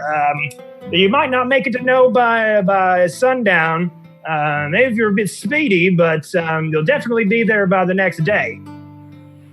Next day? That ain't gonna work. Is there any other way we can get there faster? I don't know, mister. That's all I can tell you. Daya's gonna walk up to him, and she's going to hold her great club in her one hand. She's gonna hold a piece of gold in her other hand, and she's gonna try to make an intimidation check. Intimidation/persuasion. Can I do intimidation because I have a higher stat on it? Yeah, sure. Spicy. She's spicy. I'm really bad at math. That's a 25. Jesus. Okay, what are you intimidating? She's gonna go up to him and she's gonna go, a faster path to this village would greatly be appreciated. She's holding up the gold, but if it's not taken, she's pulling out the great club a little bit. And the older man just kind of, what the? But she's like smiling. She's like, even though she has a mask on, because she's staying safe. You can tell she's like smiling. That would make it creepier. But it kind of like, you're doing this intimidating, like even just reading it through your eyes, like, don't fuck with me, like take the gold, or like you're doing a very good job just peering right into his soul. And he's going around to his son, kind of putting an arm back to his son. And then he kind of looks over to the undead monstrosity with wailing arms and axes in front of it. Listen, we need no harm, but we know information always comes with a cost. What the hell is that? Never mind. It's a mistake. Don't worry about it. Don't look it in the eyes. His name is Fingers. Don't worry about it. I love him. Don't. I'm sorry, I'm not about it either. It's okay. He kind of takes your gold piece, like, I'm sorry, but this is kind of the main trading route from Nohe to the sanctuary. I mean, I don't really know of any shortcuts unless, you kind of try to find one yourself, but he kind of looks over as the winds and the blizzards are kind of blowing off in the distance, and you just kind of like, you can only see like maybe 30, 35 feet in front of you before it starts to get like blinding white and you're not able to see very much. But he's like, I just stick to the path because it's the path. I understand, Jesper. Excuse my friend. She is not aware of the more southern hospitality and way of life that you and I know.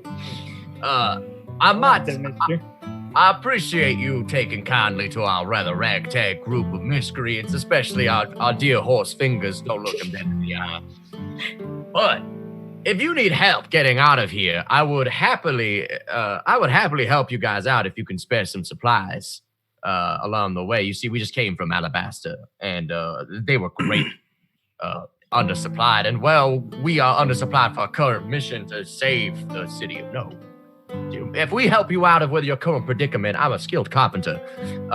Don't you? You don't say. Okay. All right. Well, it's just kind of mundane, regular supply run, really. I mean, you're welcome to go back there and see what you can find. Finn, why don't you help the nice man over to the back of the wagon, see if they can figure anything that'll be useful there. I'm gonna go and check out the cart and start trying to fix it up. Okay, I'll go back to Ray, who is stealthily made himself practically invisible, going around the side to the scattered compartments that are left on the other side of the road. So for you, Ray, I'm gonna have you make. Let's see here. Yeah, so you see those things in front of you. Let's make a perception check just to see if any of them kind of come out to you a little bit more than the others. Ooh, 16, 17, 19. 19. Okay, so the rest of them, the boxes are pretty much compact. They've got tight ropes around them and locks on them, but one you kind of notice felt like the top of it fell off as it hit the road. And looking inside of it, the box had fallen off the wagon, contains a handful of small earthenware jars filled with various beige and brown colored pastes. Ooh. I'll make note. If I can open up the paste and I take a smell or a whiff, is there anything I can ascertain of the origin of it, or is it? Of the paste? Yes. I'm going to also take a finger and just... As on your gums. Yes. And as you guys are kind of threatening and conversing with this father and son wagon situation, if any of you were able to be quick enough to see this, like a fast little mouse darting out of the snowbank, Seth just comes out of the outer bank of the road, just snatches something and runs back. So over to the snowy bank that he's hiding from. He's kind of looking into this jar, finds these colored pastes, and tastes like if you're kind of do you have any performance background with theater or anything? Yeah. So then you would recognize that this is just makeup. And I immediately take a look at it and I kind of put some around my eyes to accentuate my eyes again. And I'm going to grab some of these jars. And if there's any other boxes while they're talking, I'm just going to try to open up if it's out in the snow area, or just try to see if I can ascertain any of the other spilled materials. Okay, so we'll come back to that in a second. So you guys are talking to Jesper here. You're going to go, Desperado, you're going to go to the back of the wagon to kind of check on the wares, see if there's anything back there that'd be valuable to you. And also, what is exactly broken with the wagon? The wheel has come off. I'm actually going to go and just get to work fixing up the wheel. I'm going to take out my carpentry tools and I'm going to start fixing the wheel up. Okay, sure. What check would that be? Performance check? I think I'm just proficient with carpentry tools. So maybe a dex check with his proficiency. Yeah, we'll do. Yeah. No, we'll just have you working on that for a while, fixing it, putting it in. Dex. Yeah, Dex plus proficiency. We'll do that roll. Okay. Just to see how quickly you're able to kind of fix the wheel. I'm not bluffing. This dice keeps rolling well. 23. 23. Okay. So you kind of kneel down, kind of suss out where the axle kind of went loose with the wheel. Kind of searching around, okay, you kind of need this bolt in here, and you just kind of you immediately kind of know where a bolt kind of came off for the wheel to kind of roll off, and you immediately just start getting to work and start fixing it. It doesn't take you very long. But the rest of you, did you want to do anything while he was fixing the wheel, or are you trying to just sussing this out, just seeing what's? I'ma watch Desperado work. Okay. So you said your father was a carpenter. Damn straight. Huh, so was mine. I mean, I never met the man, but my mother said he was quite skilled with wood.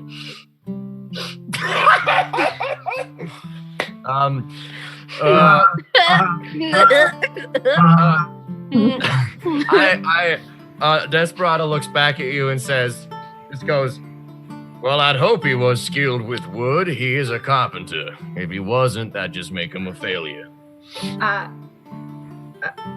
I was attempting to make a joke. I see it went right over your head. I am quite low down right now. You are. You're very low to the ground. You're also quite a bit shorter than me. Oh. I'm gonna stand up now. How tall are you? She's like 5'11", 6 foot. You're like She's awfully tall. I'm gonna like just like kind of. I'm like. I'm wearing 2-inch cowboy boots, by the way. She's also 2-inch cowboy heels. Or with the hat. I love this. Well, I suppose I'm wider than you and could probably fold you like my laundry, so it's all okay anyway. I'm gonna get back down and start working back in the wheel. Well, you know which region your father was from. My father was head of the Carpentry Guild. Oh,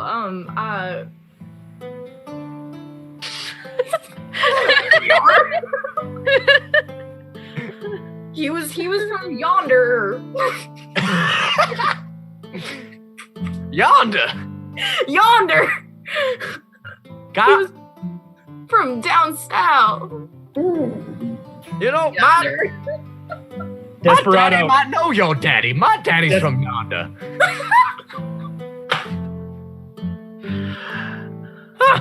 I'll have to go talk to him. I'll bring him pieces of a rocking chair every summer when I'm done with my adventures. Next summer, I'll see if he's ever met you. You know, I'm surprised, but you know, I haven't been back in a while. You seem quite young, so. I'm 67 years old. And with that, he goes back to work and he doesn't say another word. Daya's gonna walk over to Steph and just be like, what did you find? Hello? What did you find in the thing? I went over to, I'm so sorry, I went over to Severin. I cannot pronounce that character name. I'm awful. I went over to Ray's character. How do you pronounce your character right? Seth. Yeah. I go over to Seth and I'm like, what did you find? And this is when I walk back. I look exactly like Mimi from the Drew Carey show. I've got makeup all over my eyes. And I walk out of the snow and They're good. They're good. Hey, Herbie, there's a whole bunch of stuff over here. Just, come on. They're good. They're good. Even though nobody called me, Lysanthera runs over. Oh my God, is that the new High Elf primer? I love that. It looks amazing. Take a look at this. And I open up one of the jars and I show her. It's beautiful. Oh my gosh, is that a matte finish? I love it. I think so. It does really good for what's right here at my eyelids. I gotta tell you, it's picking out the details right here. You look like 100 years younger. You look amazing. Hey, Steph, 5 gold that Desperado believes to you're another person. Hmm? 5 gold that Desperado does not recognize you in that makeup. I got 5 gold that he does. Deal. And I purposely put 2 of the jars in my shirt, tighten it up, and I walk over. Hey, Desperado. Hey, Desperado. See this, and I'm gonna have you roll deception against his perception. I think that's how that works. Oh, good God. Let's do it. Oh, insight. Sorry. That is insight. Insight? Well, yeah. I would like. Can you see? Wait, it was. No, is it a nat 20? Can you see that? Yeah, it's a nat 20. I see it. What's the total? 24. 24. Seth?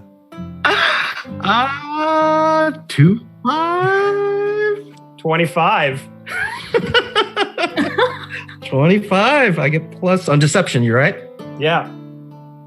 Plus 6. So yeah, 16, 21, 22. Actually, no, I'm sorry. 23. Oh. So he beats it by 1. So for a second there, Desperado, you kind of look up here. He's like, what the fuck? Like, there's other people here, like on this trail? Like, this is a busy goddamn traveling guy. And then for a split second, you just kind of look him over again. You just see like the smeared makeup and everything. You can just immediately tell that it's Seth. I just like to just like a gentle slap on the face, like we're on the job. You screwed me out of another 5 gold pieces. Stop betting on whether or not I'll recognize you as a woman. It's only worth once. Well, I was it was going only that one time, and we promised to never speak of it. I told you that in confidence. I'm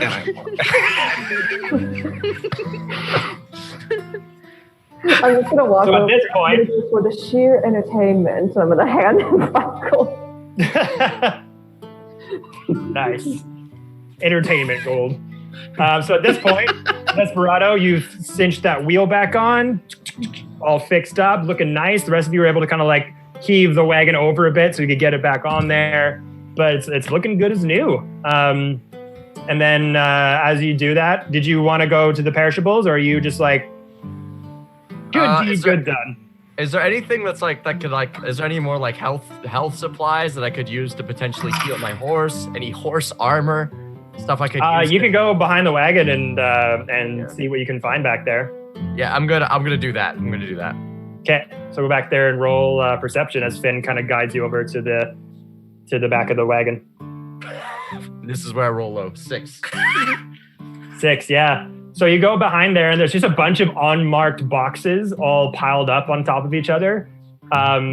He kind of just like says like, well, like the son is just like, it's just kind of a mundane routine. I'm sorry, we have some perishables.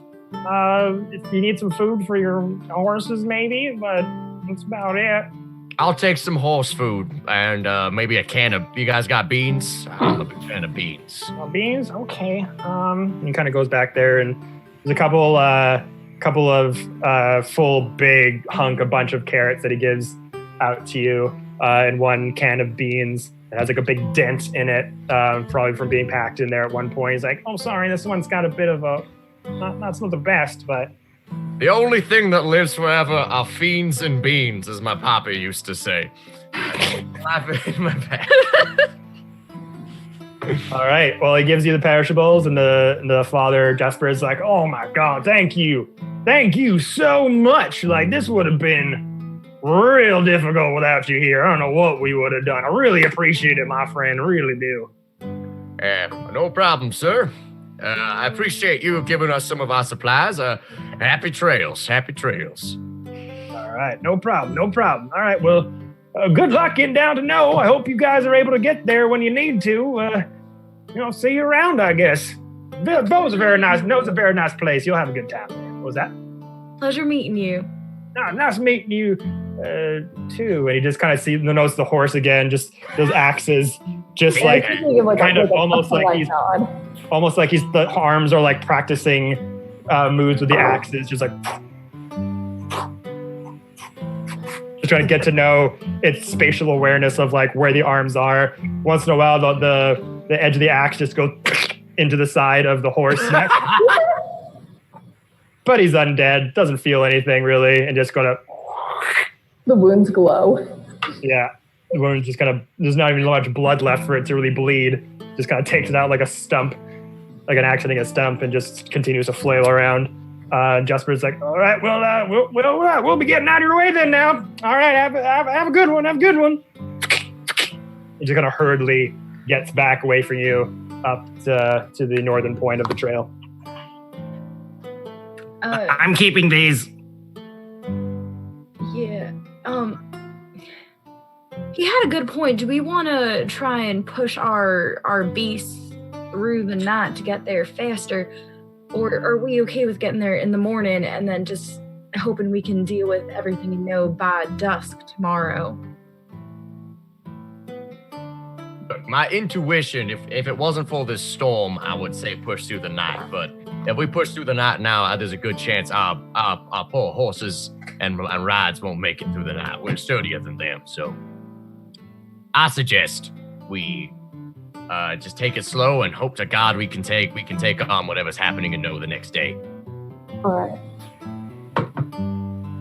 All right. All right. Yeah, all right. So the rest of you. Oh. So the rest of you kind of take your way down this sort of now finding kind of somewhat of a traveling path that seems pretty substantial to find your way down to Nohe. You progress further down the mountain pass, but it's pretty slow with the limited amount of daylight combined with the driving wind and snow has made moving any further down the mountain pretty much like a bad idea. You're kind of getting that instinct. But as you get kind of closer and closer to this suitable kind of camping location kind of exposes itself in the bend of the pass that you're on. So imagine that you're kind of coming down this winding path and then sort of the mountainsides around you start to kind of grow up a bit and kind of almost have this kind of like half U-shaped covering to you. So not like a complete upside down covering, like there's a bit of it doesn't cover completely, but the sides of the mountainside have kind of like almost curving kind of like this on either side to give you a little bit of safety from the wind and the snow kind of pouring down on you. So you have like a bit of cover that you can comfortably kind of set up your camping stuff. And it's like very obviously like readily people have come through here. Like it's very well traveled and kind of smooth for a mountain area. So you feel kind of safe checking out this place for the night. I'll like smooth out try to like attempt to like move the snow aside and get some rocks and twigs together. And I'll cast Produce Flame, and I'll just, like kind of like almost like lick my fingers together like a lighter, and I just kind of like just put my hand on top of it. Wow. Big makeshift fire starts to form around just whatever pieces of wood and things you're able to kind of scavenge from the environment around you as you kind of put down your packs, start setting up your tents and bedrolls for the night. But the light slowly just starts to leave the sky, and the wind and the howling and the clouds just start to slowly kind of dissipate around this time, probably like close to like 10, 30, 11 at this point. And the stars have actually started to show, and it's gorgeous, beautiful. Now the clouds that have parted, there's a bit of the wind is a bit crispier, you know what I mean? Like really the cold kind of gets down right into your bones. So you're kind of using whatever winter clothes you have to kind of bundle up. But the sky is gorgeous. Like you can just see every single star in the cosmos. As you guys are kind of huddled around this campfire for warmth, just kind of quiet for a little bit as you set things up. But you guys are kind of just like looking each other over. You guys want to say anything? I'm going to hold the jars of paint and just sit there and... Herbie, if you don't mind, I'd love to draw the stars on you if it's possible. Of course. What's your favorite location?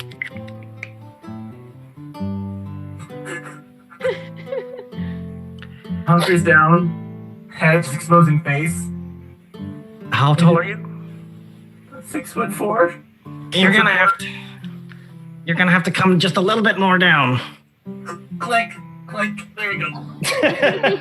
And I'm just gonna take my marker and just start drawing stars. Horribly. And then take the makeup and dot white dots, and then blue skies. Oh. So pretty. When I was created, the first thing I saw was the stars. That's lovely, and now, well, we can see them on you. I've been tending to my horse. Them anymore. I've been tending to my horse and covering it in like a horse blanket. for that they use when it's cold. And I come back and I see Herbie and I go, you're drawing freckles on the robot. That's delightful. Sorry. After Corinne, just a note, Corinne did not set up any of her stuff. She kind of found a nice rock to sit on as her skeletons unloaded all her supplies and set up her little bed for the night. And after that happens, she's gonna kneel on the ground and have the skeletons in front of her and do a similar thing as before that Herbie and Lysyntheria saw before. She's gonna recast Animate Dead on the two skeletons and the horse so that she remains control over them and they don't go crazy and try to kill the entire party. So as you do that, you see like the horse is kind of nestled down on the cold ground, kind of closer to the rock formation that's kind of got these like sort of pincer-like formations around it to get away from the howling from the wind that was happening before, to get some cover. Two donkeys on one side of it, of the undead horse with the arms out, and the pony on the other. They're kind of just huddled together, and the arms from the undead horse, the horse itself is asleep, kind of nodded on the side, but the arms itself is kind of like this around the horse neck. And every so often, one of the donkeys and the pony will just kind of like start sniffing around the undead thing's neck and start nibbling on the undead flesh that it has kind of rotting off the side. And every time this happens, the two zombie sort of arms just go. I love it. Like pushing away, like as the donkey is kind of coming closer, it's like no. Hey, Seth. 5 gold says that by next morning, at least 50% of the flesh on that horse is gone. You got a deal. I mean, it's a zombie. It will it's kind of like in an everlasting state of decay. I don't need no logistics. I just placed a bet that flesh is going to be either in the gullet of a donkey or on the floor at its feet. So. All right. I have a question, Corin. Yeah, Herbie? Why do you not name your creations? I feel like that gives them a bit of humanity that just seems a bit twisted, as especially with my left and right over here. They were once living and they were once people, and now they're not. And to give them names that feels a bit twisted and cruel and just weird. They're not living. That just seems like disrespectful to the souls who once inhabited their bodies, and just they're undead. They're not alive. They're not what they once were. Twisted. I understand. Being who I am, I've been told that a lot. I often question whether or not if I am alive. What matters is that I'm learning. I mean, it's a bit different for you. I am. Kevin.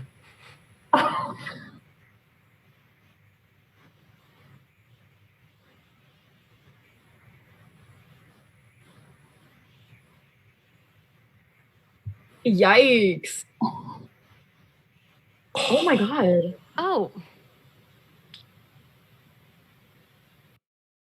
Hi, stream. So our dungeon master just his internet just decided to take a short walk, a long walk off a short pier, aka shut down. Is he there? I'm right. Dungeon Master. Sorry, guys. The whole program just like shut off for no reason. That never really happens. That's weird. That's odd. Okay, 1 minute. Sure. Are we on stream still? Yes. Okay. Technical difficulties, guys. Sorry about that. It happens. Hey. Hey. Oh, wait. Oh. Okay. And we're back. Herbie, I think it's different for you. I am. Well, how do I say this? My companions, they are just the bodies of, there's no soul, there's no life in them. Anything they do is because I control them. You have your own anonymity, or Yeah, I think that's the word. You have Autonomy your own is the word. autonomy. You have your own autonomy. You make your own decisions. You have a personality. They're just bodies at control. My personality is made up of many people that I've met. I create this so I could be more social. At least that is what my father told me to do. We all create You have our a own father? personality. I have a father too. I have a father as well. I have a father. Oh, I'm sorry to hear that. It's okay, Herbie. Me too. Oh, thank you for answering my questions. I'm sorry if it was strange. No, I'm happy to talk about all this. It's quite a stimulating conversation. I appreciate what you do. What's the difference between giving them a name and then calling them left and right? Ooh, that's a good point. You did give them a name. You love them. You love them the same as You love love them. Just like figures. I mean, I call them left and right because one stays behind my left and one stays behind my right. And then when I refer to them or I give them a command, I can say, all right, left, you go that way, right, you go that way, you're going to do this. Doesn't it ever get confusing? Do you ever say left, go left, and then right, go right, but then instead you end up saying left, go right, but right, go left? Sometimes I do, depending on my mood. I have a question for you too, Desperado. Of course. You bring up your father figure quite a bit. Yes. Was there ever a mother figure? I apologize. Apparently, she did not make it past my birth. Hard on the family. She would. That means she died. Thank you, Lyson Thera. Yeah, you're welcome. Apparently, she was lovely. Father never talked about her much. I apologize. I know little of the emotions you're experiencing, but I will do what I can and learn so I may experience the same thing. I will now begin sadness. Herbie. I know you're trying to empathize. It just feels like mocking. I apologize. I will try a different method.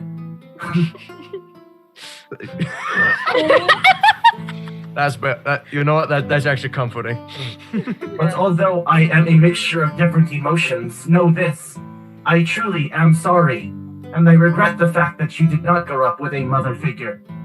She must have been nice. I'm told she was. And I am sure, even with how I am, I would assume and come to the conclusion that she would have been proud of how you are now. Desperado's gonna with all the toxic masculinity in the world, he's just gonna slap your back and he's gonna go and hang out with his horse. Aww. Oh, I made him leak. I am sorry.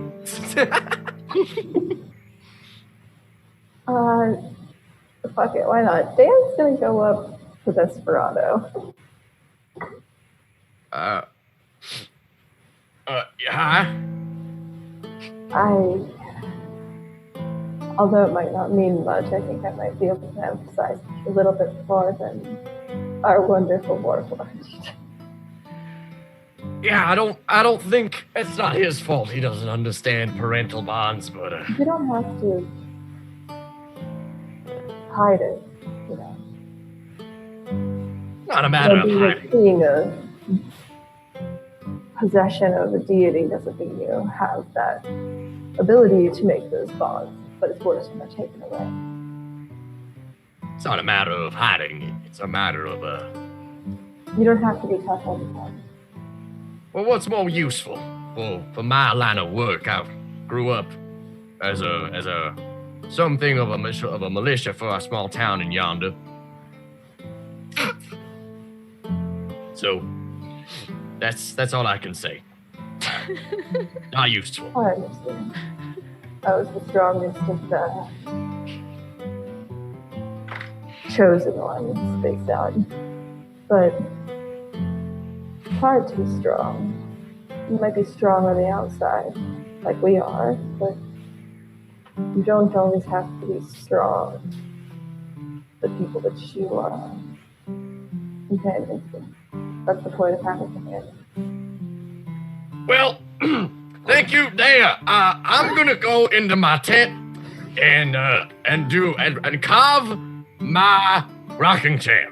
As he's walking away, I'm just gonna. Can I make a kind of sleight of hand check to try to see if I can just shove like my little like I probably have a handkerchief. Can I just try to see if I can like somehow like give that to him? Sure, yeah. I want to roll for it.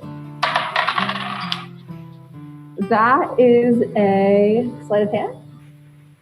15? 15. What's your passive perception, Desperado? Probably not that much. 14. 14. Ooh, beats it by 1.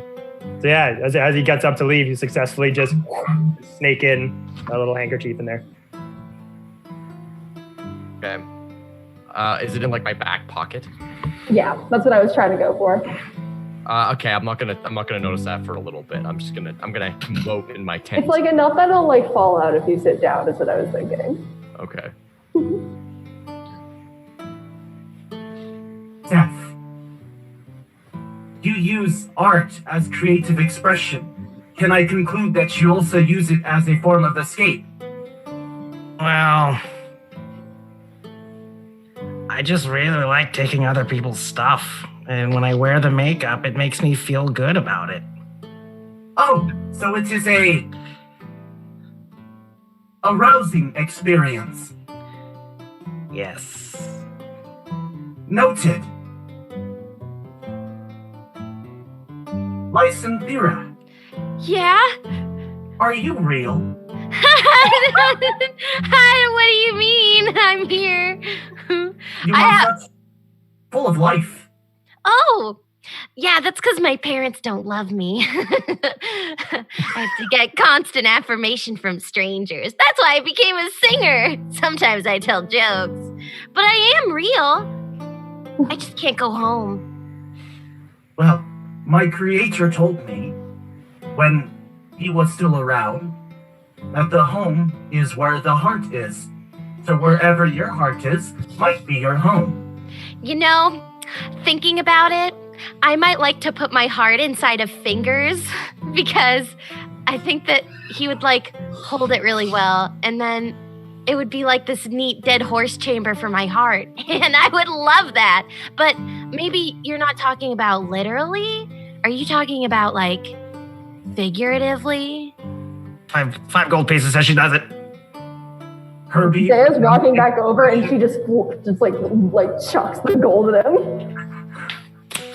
Yeah. Yeah, you mean figuratively? So I shouldn't take out my heart and put it inside Fingers? I love him though, he's so cute. I would not know if Fingers would appreciate that. Maybe you should ask. Oh my goodness, that is so rude of me. I didn't even think to consider what Fingers would feel about that. You know what? I'm gonna go up to Fingers and I'm gonna give him a high five. And if he high fives me back, I'm gonna give him my heart. Okay? I think that sounds fair. Does that sound like a good idea? It does. And one more thing. Yeah. You say you seek affirmation. Yeah. And I must say this, as it helps me feel better sometimes. You are valid. I'm valid? You think I'm valid? Yes. I feel so many chemicals right now. This is great. Chemicals? You know, like confusion. Like serotonin and oxytocin. Herbie, it's the different circuits. That. Yeah. That's, yeah. Anyway, so can I'm gonna go up to Fingers and try to give him a high five. Do I need a roll for something? Roll the high five. Just roll a d20. 2.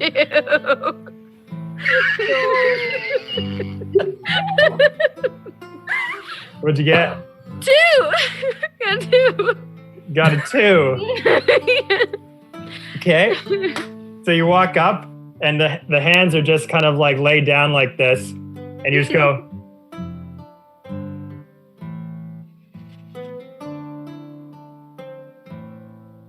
It's clearly, it just like seems like it's asleep. Like their hands, they don't have eyes. They don't know what you're trying to do at the moment. I just, I thought, okay, I thought we had something. I'm gonna go back to the group. I feel weird. I feel rejected. So, Warforged, he didn't take my heart. Oh.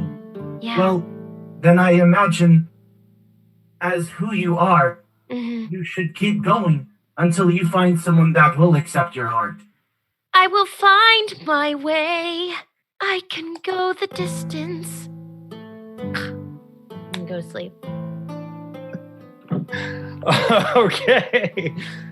So, did you guys all want to pass out at this point? Yeah. Also, Okay. watch if anyone wants to have watch duty. Yeah, so we're going to do a little watch duty here. So then we got 4 to go on. Who wants... I can take one. I'm just gonna tell my skeletons, wake me up if anyone comes, and have them kind of just keep a perpetual watch at the edge of our little space. Who made you watch? I'll take first watch as well. First watch, okay. I can take second watch. Second, Herbie third. Corin fourth. Okay. So the rest of you kind of go into your bedrolls and your makeshift tents. Again, the wind hasn't really been picking up that much, but it's still that just the coldness from the clouds that have parted are just like really sinking deep into your bodies. But kind of huddle near the fire seems to do the trick for the night. Offbeat, you want to roll perception? 14. 14. So yeah, as soon as everyone goes to bed, just kind of sitting down by the fire, just kind of checking out your horse, looking over at the undead horse over there, just making you feel a little uneasy, but just because you're such a horse lover, you're just like casually thinking to yourself, like, what if it wants to die? What if it I'm gonna give my great sword a little side eye, like I could just kill it right now. Good. You should probably do it.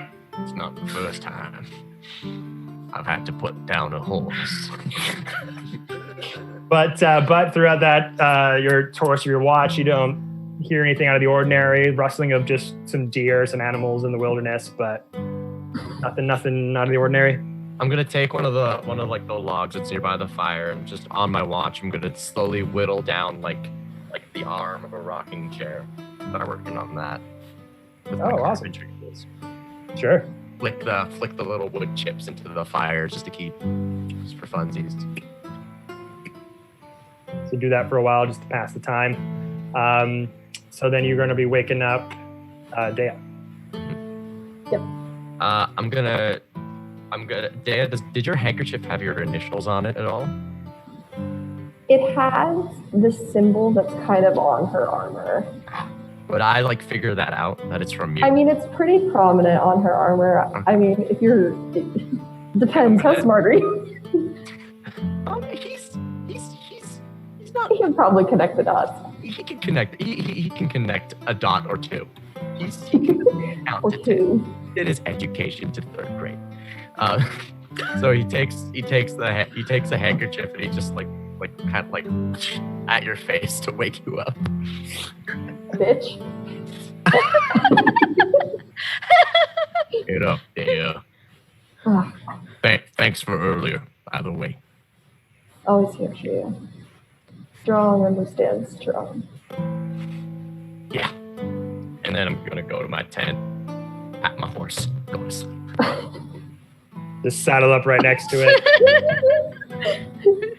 The added warmth of the horse body, keeping you nice and comfortable. Kind of get under the horse blanket with him, like it's your blanket as well. Just saddle up right next to him. Horse blanket.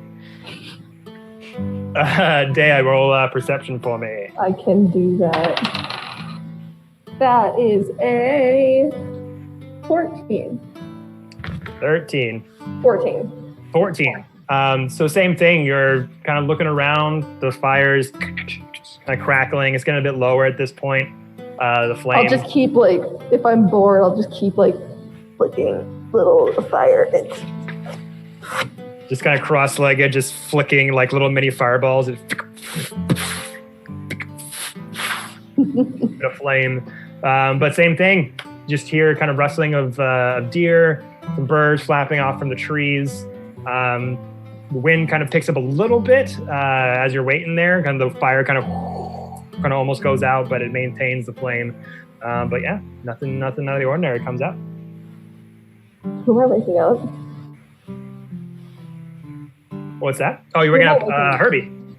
Okay, I go over to Herbie and I gently try to tap him awake. Ah, hello. Hello. It's your turn. Very well.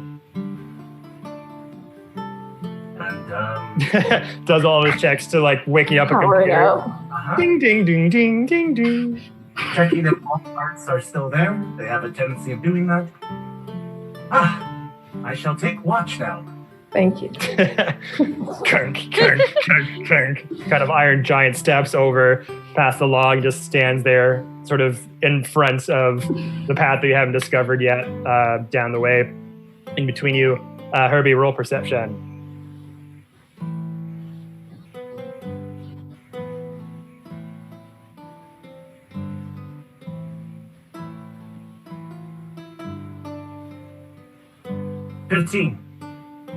$15. So at this point, light is starting to just slowly creep up into the sky. That kind of light blue that starts to emit around 4 a.m. kind of thing. But same thing. You're hearing the similar noises that I heard earlier. But for you, you're just kind of really just you're just very taken aback from the noises, and you're oh, where are they coming from? And you're just all around you, because the wilderness is just it's a mountainside, so they're kind of coming from all 360 directions. And this might be even your first time just in a mountain environment with all these new animals and everything, so it's just kind of almost overloading your senses of hearing all these new sounds, these creatures just crawling along, flying about.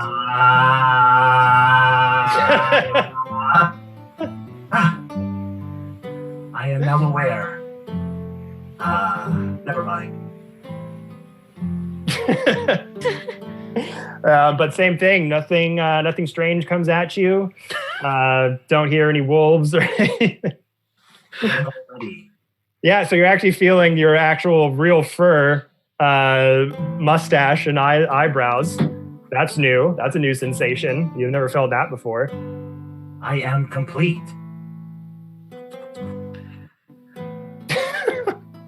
But yeah, nothing dangerous or out of the ordinary comes to you in the night. So you're welcome to wake up Corinne. Hello. Oh, gee. Oh, hey. Oh, wow. Oh, you really gotta be more gentle when waking people up. You are very close to my face. Okay. I apologize. Thank you. Hello. Thanks. Good morning to you too. Good morning. Yeah. It's your turn. Right. Glance over at Fingers, my monstrous zombie horse, and then just shake my head and watch. Uh-huh. Herbie's just standing there looking at you. You can, you're more than welcome to keep me company. I don't know, do you require more rest, or? If you want to keep me company, you're more than welcome to.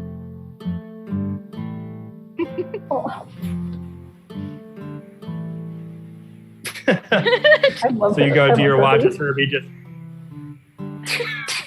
starts following you around. Right. So you can go roll. Yeah, roll for perception. All right, the goggles are on, so I'm gonna roll advantage because I suck at this. 15.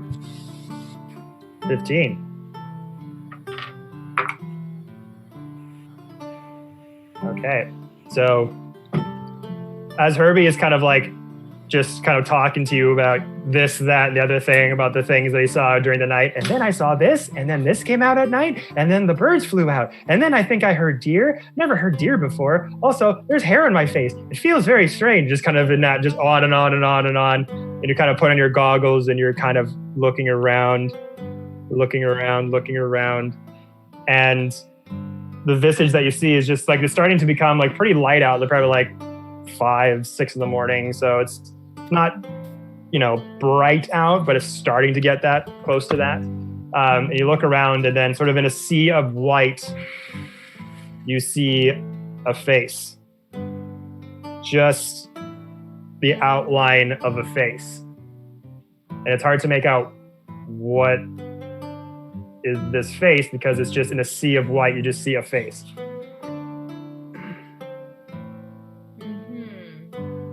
And you kind of take off the goggles and look back and the face is gone.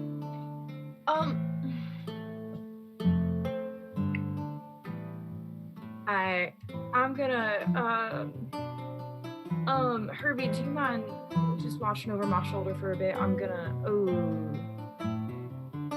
it takes an hour and 10 minutes. Herbie, I just saw a face somewhere there. I don't see it anymore. It disappeared. That worries me a lot. It's kind of like an apish, like very distinct kind of creaturey looking face. Looked like an ape of some sort. If it comes back, I'll let you know, but I think we should let the rest of them finish out their rest for the evening. My purpose is to serve and protect. I will protect you.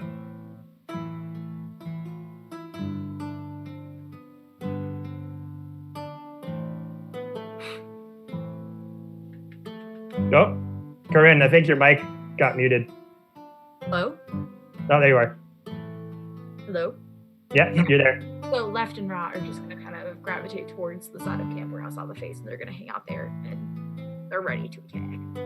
To attack. And as you kind of look around, kind of put your goggles back on, kind of looking over, and that face kind of appears again over on one side of your camp. And then you look over, there's another 2 of them on the other side. All right, we're being There's 3 of them starting to circle around you. Herbie, go wake up. Herbie, wake up the others. We're being surrounded. Herbie is going to run over, and in their head, they think of the best way to wake them up. They begin to do this.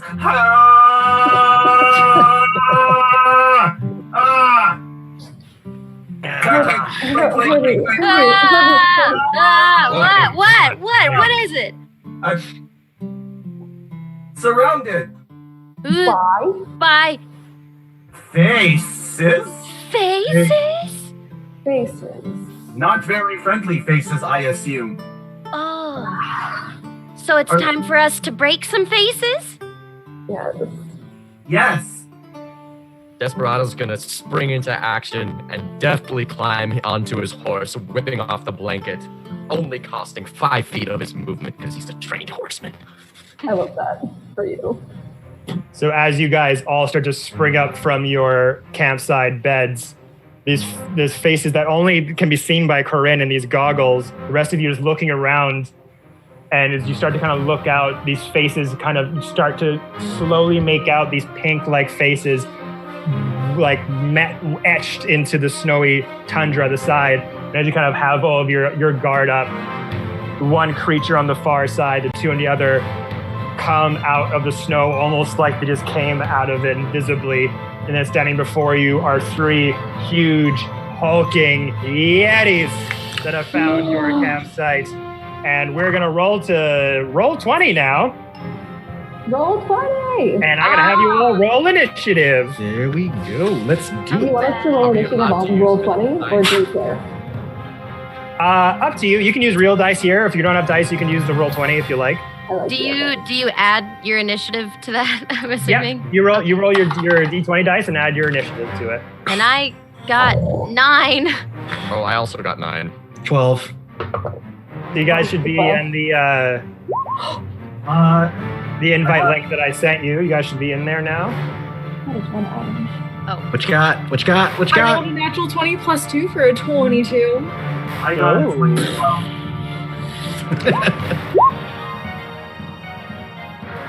I don't know if there's a fancy way to add it, but trying our best.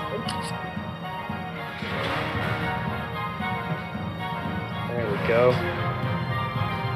Okay, let me just roll for these guys here.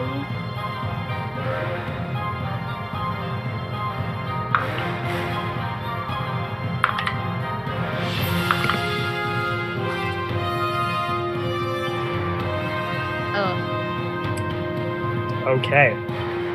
So we're going to go down just the initiative order here. So 25 to 20. 22. 22. 20 to 15. No one. Okay. 15 to 10. 12. 12 as well.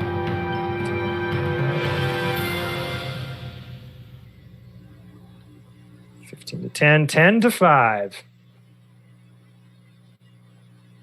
What'd you get, Live? I rolled a 12. I rolled a 9. Yeah, I rolled a 9. Yeah. 9-2. 9 and 9. Okay.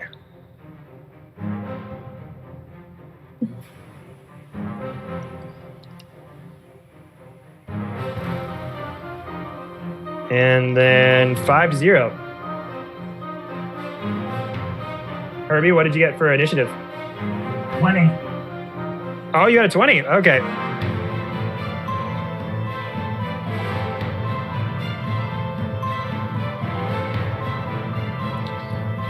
Okay. Yeti down there. Uh-oh. There it goes.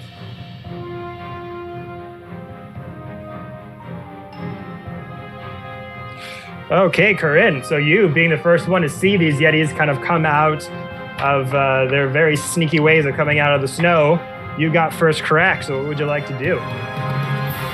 Oh, geez. Well, for my bonus action, I'm just going to make sure left and right are attacking whichever one is close to them. And then I'm going to go ahead and cast whichever one is closest to me, or well, not closest. I'm just going to go ahead and go for the one that left and right are going for and cast Firebolt.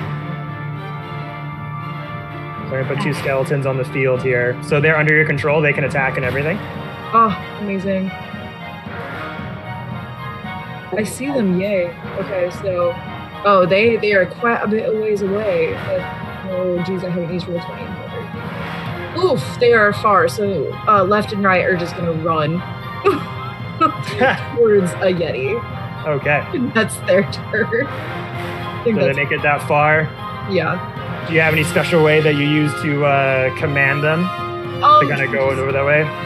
It's a mental connection that we are bonded mentally and control with it. Also, question, can Fingers fight for me? Fingers has the arms kind of rolling around, but it's kind of so you got your necromantic ability, so he has the ability to use 2 of those arms. Fingers is also a zombie horse. I pulled up the stat blocks for a zombie horse. I don't know if you would let me use that, but yeah, let me just check really quick. But did you want to go yourself on your turn after your... Yeah. So they're all going to go. And then I'm going to cast Fire Bolts, which I should be able to do because where I am, right, I believe that was me. And then it's only 75 feet away, so I will stay right where I am, and I'm going to cast Firebolt at this one. That one there, okay. Yeah, I'm going to do... Make an attack roll. That is a 12. A 12. Okay. I think that hits. Yeah, that just hits. All right. And then I'm going to do 2d10 damage. So I'll have you roll initiative for the skeletons and the zombie horse then. Okay. I thought they just went on my terms. That's fine. I can do that real quick. All right. So zombie number 1 rolled a... What is their modifier? Skeleton number 1 rolled a... Actually, you know what? Just to make it easier, we'll just put them at the bottom of the initiative. Okay, that's fine. Yeah, that way they just... I won't have to rewrite all this. And then the horse can go last there. Got it. So I'm rolling my damage. That is 9 plus 7 for 16 points of fire damage to that Yeti. Ooh, fire damage. So actually. Okay. Good to know. A flammable object hit by the spell ignites if it isn't being mortar carried. Never mind. Okay.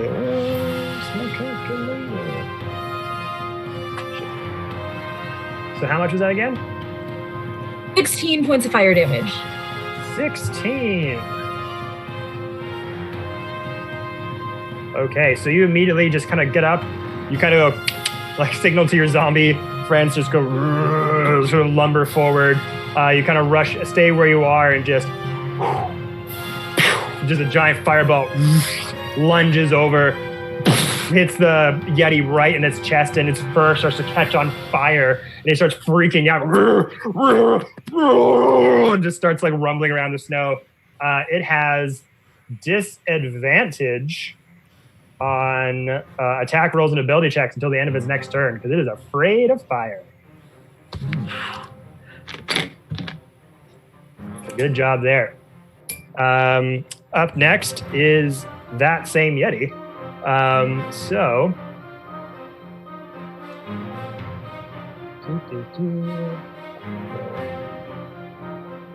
it is just going to, as it's on fire, rush towards your skeleton friends here, and it's just going to make attack on Skeletal Boy number 1. No. It's going to skeleton. Left and right, no. Yeah, it's going to make 2 attacks here. Ooh. Wow. A 6 and a 3. Oh, those six, the first one is 12. Miss. Second one would be 9. Miss. Okay. And then, as another action, does it have... Are you guys... Oh, you're not. Yeah, so it does, sort of goes just rumbling towards your skeletal friends on fire. Giant, huge swipes with its claw attacks. Brable just kind of go, just kind of signal them to go, as skeletons often are. Just narrowly misses the giant Yeti attacking it, as you're able to help them just kind of move them around the giant claw attacks. So good job there. After that, Herbie.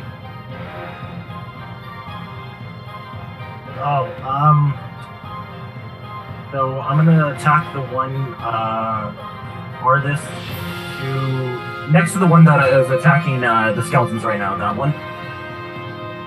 I'm gonna use. How far is it? Like what about? Right now, so this one is attacking the skeletons. From you guys, where are you, Herbie? I'm just trying to see your. I think that's you. You're like, it's 45, 50 feet from you guys. What about the one next to it? It would be farther away. So it's about 85, 80 feet. Okay. In that case, I can use. I'd like to use guiding bolt. Guiding bolt. Okay. I'm gonna roll to see if I hit it. At the second guy here. Yeah, second guy. Okay. Nat 20. Oh! Nat 20! Good job. Radiant damage. Radiant damage. So we'll do double damage for you. Just times damage by 2, just so you don't have to worry about doubling dice too much with D&D Beyond. Okay. So yeah, straight hit. So roll damage. About 10, but times it 2. 20.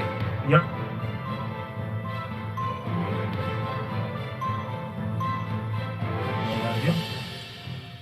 All right.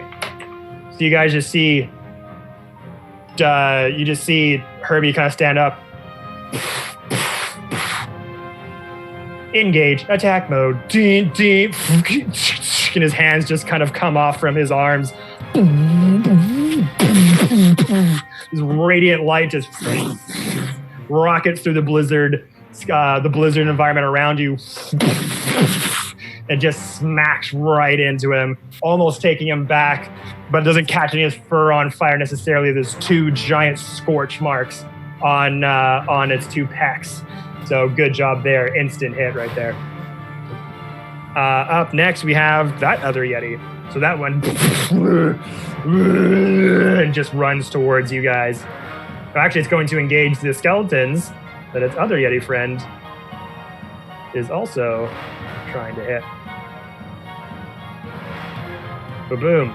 So it's going to try to make 2 claw attacks at this one.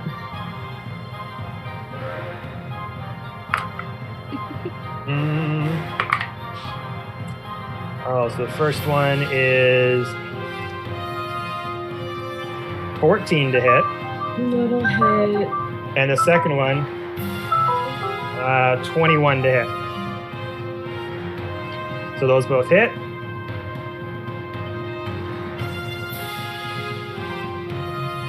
This will do the first claw attack. Oh, I got a 1. Cool. 5 points of slashing damage plus 2 points of cold damage. So 5, 6, total. I need to start 7. 7 damage altogether from the first one. And Yikes. then the second one. No! 5, 6 plus 11 points of damage on the second hit. Wait, on one skeleton? Yeah. Alright, Lefty is down. Oh, you loved him. Oh, I'm gonna. No, I'm just sad. So as the skeletons are busy kind of dodging out of the way of the Yeti, like fully on fire, the other Yeti rushes towards the other skeleton and just smashes it into a million pieces as its brother is still just, if it could have sadness on its face, it probably would show it, but it is a skeleton after all. So that one is gone.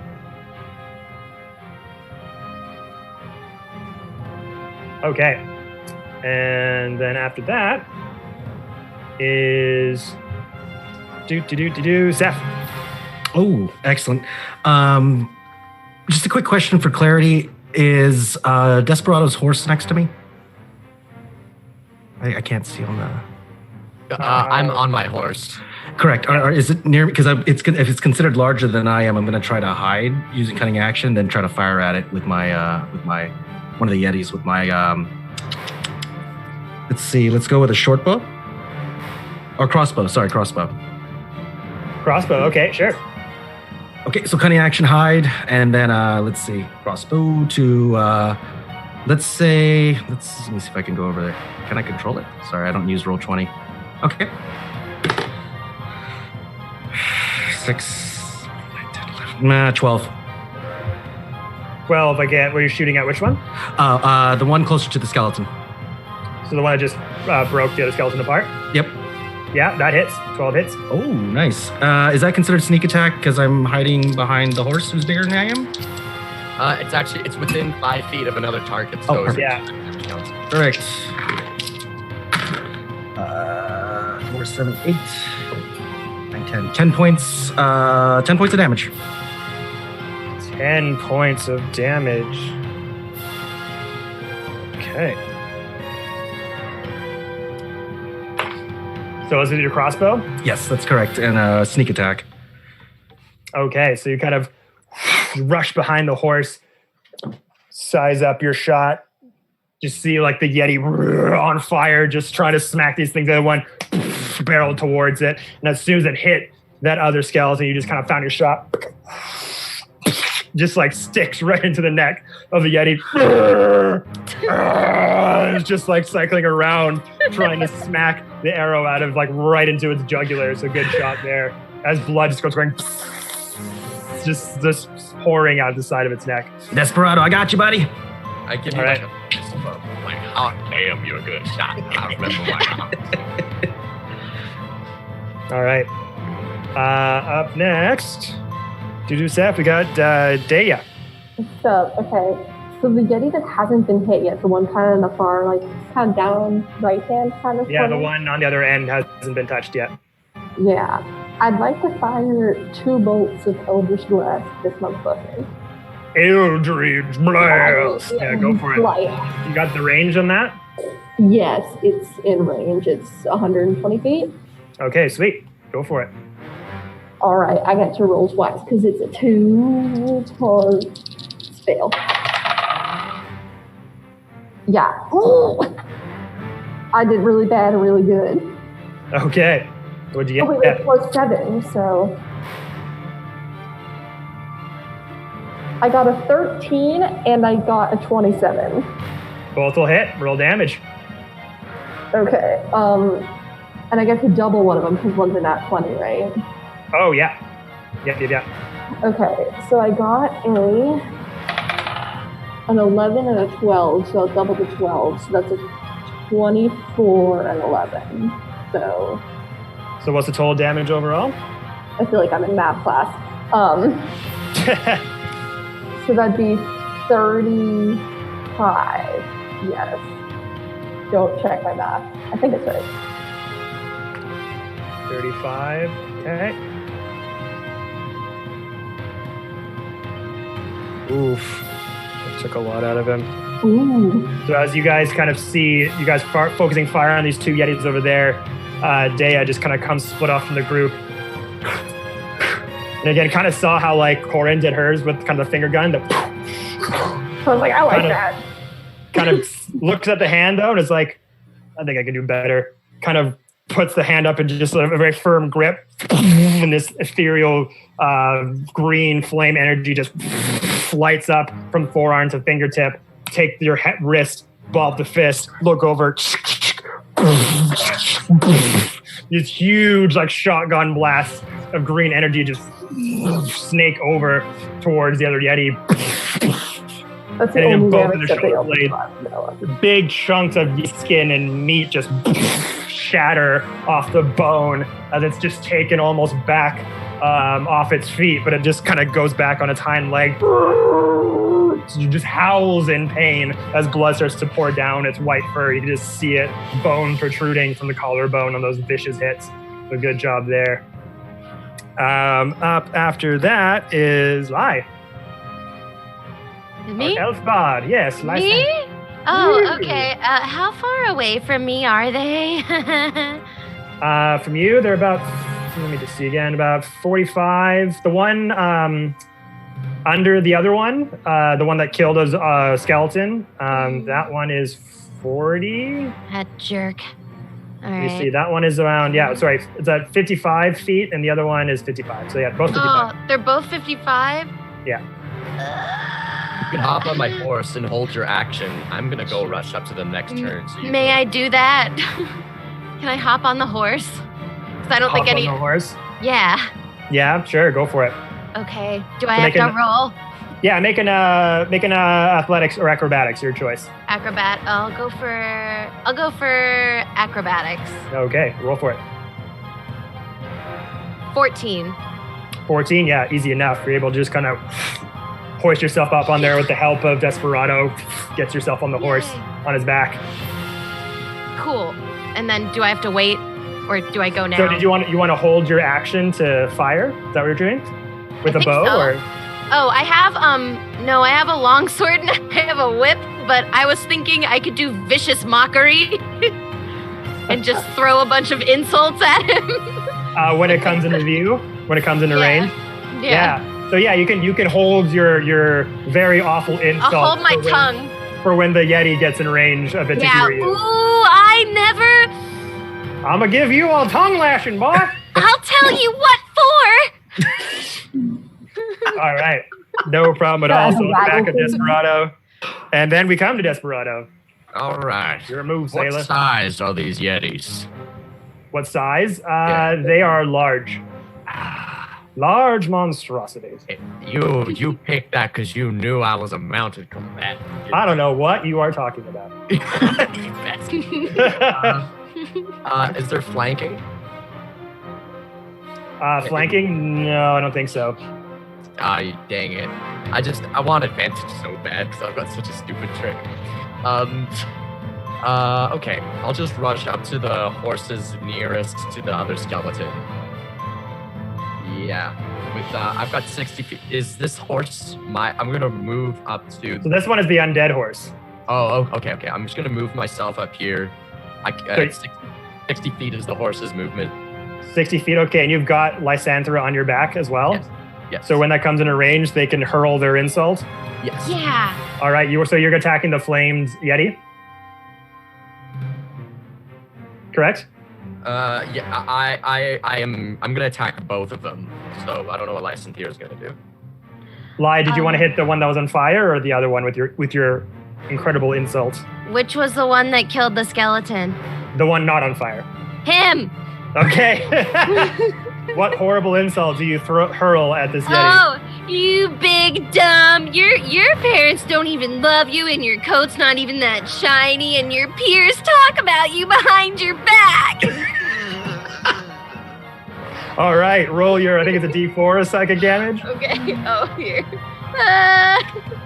Yeah, that's right. You heard me. I said it, and I'll say it again while I'm looking for this. Wait, 4 sides. I think I make a save against it. Hold on. Oh. Herder.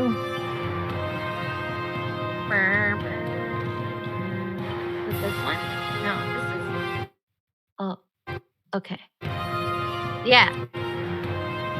It's 2. So I gotta make a wisdom saving throw. To see if the effect takes place. So on your sheet, do you know what your spell DC is that would go against it? Spell. Does it just say spell? What does it say? Spell save DC would be 8 plus your proficiency bonus plus your charisma modifier. Oh, okay. So proficiency. Where is this? Your proficiency at 5th level is 3. 3. And then you said plus charisma? Your charisma modifier, yes. My modifier. It's all good. Sorry. Oh, charisma is 4. Ooh. So 8 plus 3 plus 4 is 15. Yeah. 15. All right, we'll go with that. So I got to beat. If I beat 15, then the damage and the effect won't work. So we'll see. He still heard it. Yeah. But we'll see if it hurt him to the core. Ha ha! Natural 1. So you get to roll your D4 psychic damage, and the Yeti will have disadvantage on the next attack roll it makes before the end of its turn. That's right. All right, I got a 1. It all counts. It all matters. Okay, so yeah, you hurl the insult at the Yeti, and although it doesn't understand what you're saying, it just has this weird impulse to be like, maybe they do not think good. I'm a better what am I doing in my life? Just a sad visage as you get close to it, just like it just starts contemplating its social existence with the Yeti. All right. After that, we come to Yeti number 3. No, it's me now. Sorry. That's right. Me now. I forgot. Yes. I'm going to hit the Yeti that's currently on fire with my Flame Yeti. That is a 15 to hit.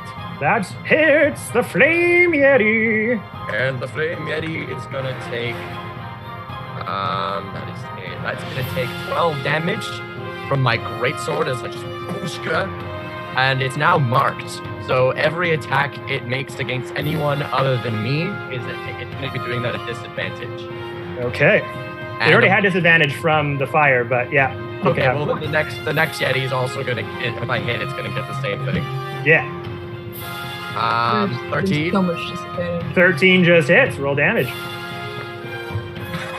Oh wait, I get to re-roll my ones because I'm a great weapon boy.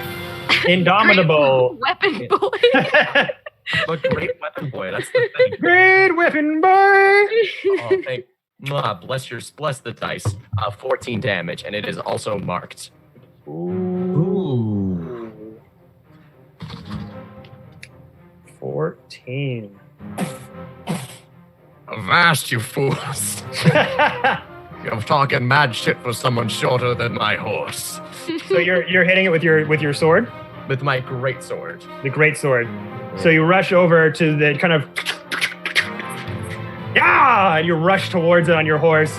Lysantria behind you. You're stupid and dumb, and you're very dumb, I like it. But they're kind of looking behind like, whatever works. They kind of go into that one Yeti, guys. They both kind of see you approaching. They kind of run towards you. The one on fire is still kind of freaking out that's on fire, but the other one looked like it was about to kind of like rush towards you. As she says that, the Yeti just goes, just kind of like a bit confused as you use that confusion just to wham, big sweeping strike into the flamed Yeti. Kind of falls over to the side a little bit as you just use the momentum for that first hit to and just stab it right in that wound where Seth had shot that arrow into its clavicle and sink your sword halfway deep and twist and turn just to open up that giant gaping hole in its neck, and blood just starts rivering down its white Yeti fur. You did a huge hit. It is hurt on one knee on the ground as you just stabbed it right there. I stand there behind you looking in horror. Oh, no. Oh, you don't usually get up this close, do you? No. No. All right, Desperado, is that all? You know what? I think I might just action search. You know what fighters do. Oh, okay. I'm guessing a 16 hits. Yep. I get to reroll those. Thank God. 13 damage to the flaming one. 13, okay. And 24 to the non-flaming one. 24 to hit. Okay. And 24 hits, yeah. And 14 more damage on that one. Whew. So once again, that as you twist, blood just rivers down its side and some kind of flies over in your direction, sort of onto your horse. But you're kind of known for this, like you know what you're doing, so you kind of instinctively dodge out of the way as a dollop of blood just hits Lysantria on her face and on her clothes.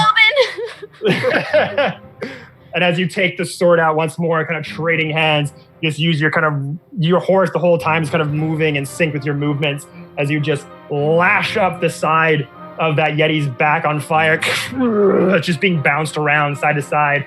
As you do that lash it up, kind of flip your sword in the air as once again, lash it up, swing it up again, catch it once more and have it ready as your horse just kind of instinctively rush over and you lop its head off. Falls on the ground dead. That's how we do it at the Desperados. And the rest of you just see this horse just kind of galloping and sliding in the snow and just doing all of these tactics that you've probably never seen a horse do before in your life.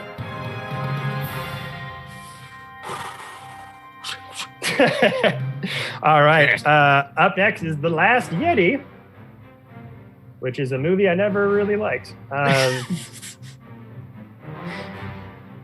And it can go about there. As you see him murdering its friends, as all it wanted was just a meal, because it's a part of life. Ruining its day. So that one Yeti is dead. But he's just running straight towards the crowd of adventurers all cuddled together there. And then after that, one skeleton is down, so you have the other skeleton, if you'd like for it to do something. Yeah, it's gonna... Oh, sorry, before that happens, because you guys are in range, let's see.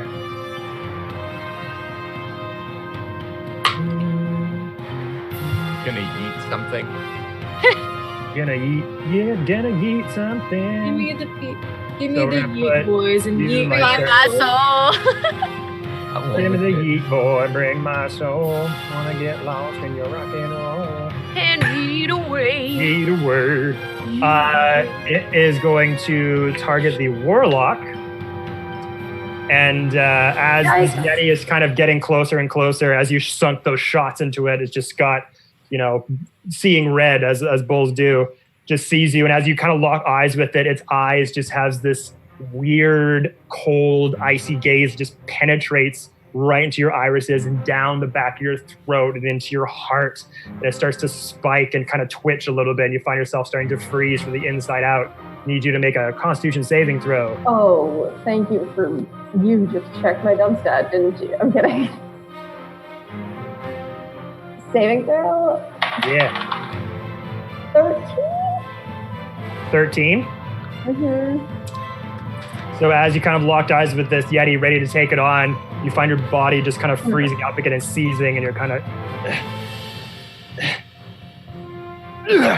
and you kind of break it off as you notice that your skin was starting to become brittle like ice, and you just shake it off.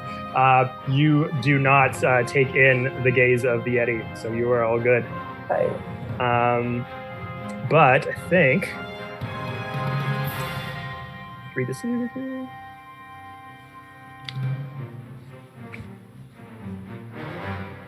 Yeah, no, you're good. Nothing happens. Okay, so at the end of that, it's the Yeti's turn. So we have the skeleton. Mm-hmm. Is it the skeleton's turn? Yeah. It's gonna attack the Yeti that just killed its brother. All right. Short sword. And that is a 14 hit. 14 hits. Roll damage. Woohoo! 8 piercing damage. 8 piercing. Mm.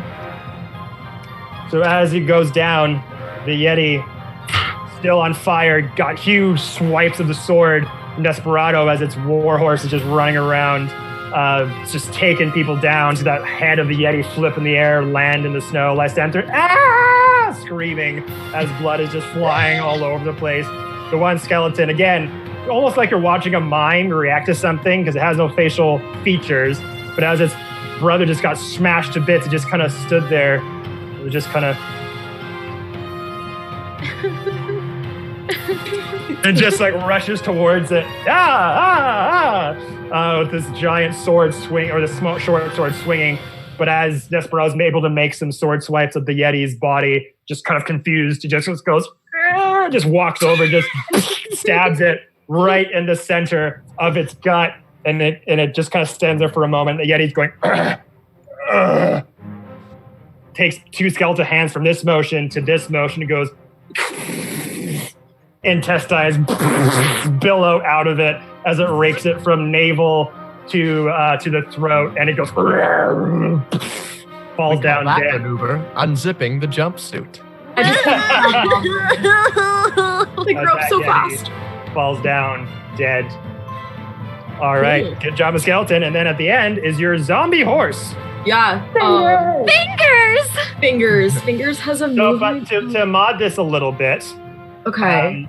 So what I'm gonna do is it won't have its slam ability. Okay. But I will replace that with hitting it with a short axe. That's, yeah. Okay. Damage. So. Yeah. Although, does it have proficiency in this axe? No. No. So it's just a straight D6. So it's gonna move 1. How far can it get? It can get that far. So it can move 20 feet. I'm gonna move there. You can make it take the dash. Oh, wait, no, then I can use it for action. Never mind. No. So my zombie horse is there. Also, I meant to have the skeleton move back. Let's have it move there. That's where Righty is. And okay. Your zombie horde starting to come together towards the last Yeti. Yeah. As the horse you're kind of like signaling it, like, go get him! Its arms just kind of swinging wildly as this horse is kind of getting up and trotting slowly over, stumbling as it goes, as one leg, like from the hoof up to the knee, is just bone. And it's just trying to keep its balance as it's just walking and waddling over towards it with these 2 zombie arms just waving lit up short axes running around. So good job there. Up at the top, it's you actually, Corbin. Yeah. All right, then I'm gonna kind of step. Oh, I am kind of to the side. I'm gonna move so that I get a better view. No, I'm gonna stay behind people for protection, and then I'm gonna cast Firebolt at the last Yeti. Another Firebolt. Okay, roll the hit.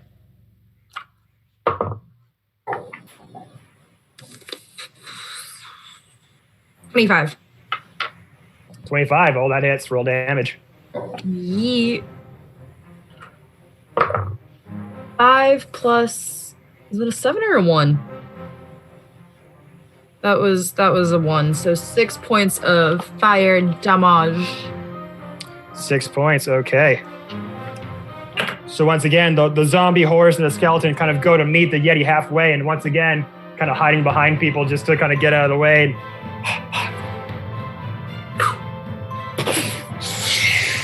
Almost like a flare coming up from behind you. Scales off and goes, slits up the Yeti's fur once again. And it's trying to like put out the fire around its neck and its face, but these two giant chunks that were taken out of its shoulders makes it hard for its arms even to get up that far. The flames just taking it over, cumbersome, making it have disadvantage on attacks and ability checks again. So good job there. And the Yeti done, and Herbie. I'm gonna go ahead and use I'm gonna cast Guiding Bolt again. I'm gonna roll to see if I hit. Okay. Herbie's voice takes a weird affection as it's seeing war happen. It's the anger voice. Terminate. Unnatural? Yep, no, plus my 8. So it was like... Oh, cool. Yeah, so 20 hits, definitely. Roll damage.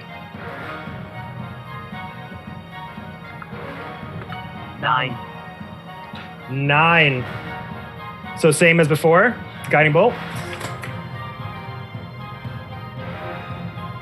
Guiding Bolt there, Herb? Are you using Guiding Bolt, Herbie? Yeah, using Guiding Bolt. Yep. Yeah, okay, sorry. I was just making sure that it was like, okay, so same thing. As Herbie has just kind of stood there inactive with his hands down, the smoke still rising from the last Guiding Bolt that happened. All of you guys just, your actions happening simultaneously, one after the other. And after that firebolt hits, new target detected. Turns over with those hands still broken down from his wrists. Guiding Bolt. And this time hits perfectly the target where those giant wounds were in the shoulders that day I hit the Yeti, and then the arms just completely fly off the Yeti's body, more blood just covering the white covered snow and the fur. And as it's on fire, it just can't possibly stay up anymore and just goes falls over dead. Nice.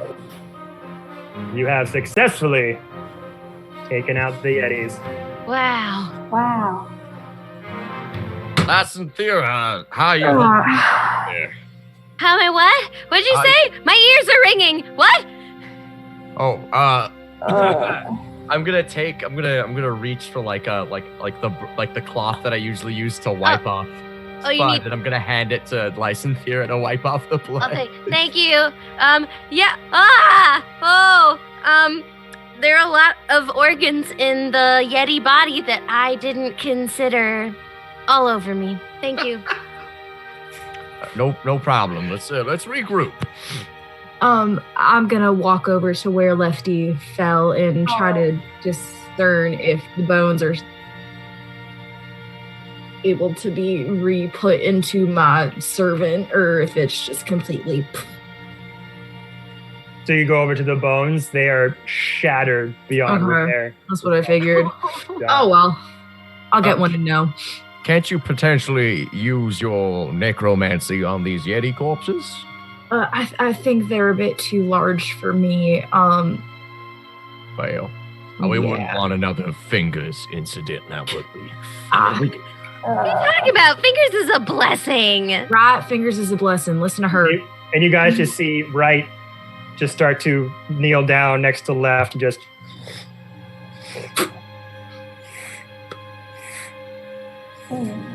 gathering up whatever bones or dust it can in his skeletal hands.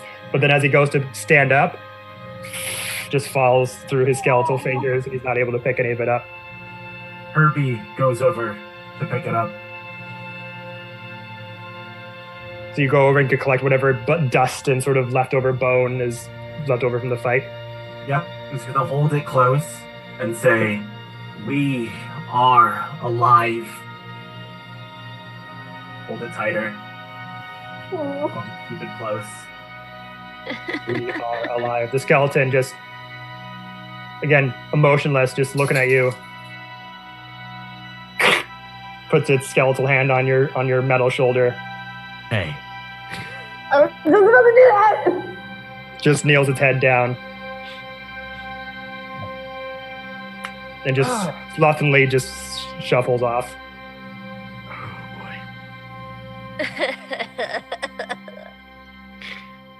Well, I say we should finish up our rest. We got a long day ahead of us. I don't know if we have the time to this. So around this time, it's like 6 a.m., like 6:30 or so. So you can go and take a few more hours sleep before you head off. I can keep watch if you need be. Herbie is going to, if it's okay, go off and bury Bones. They're a bit sadder. It's almost as if this emotion wasn't faked, it was real. Lysynthera accompanies, of course. Do you go accompany Herbie with your blood-soaked clothing, trying to soak up whatever is left on there? I'll go with Herbie. Mm-hmm. I'll go. 4-3 with Herbie. Desperado. I'm gonna go back to camp and check on Spud. Give him carrots. Make sure he knows he's been a good boy. Okay, go over to feed some carrots to Spud. Corin. I'm not gonna go. It's just a skeleton. Okay. All right. All right.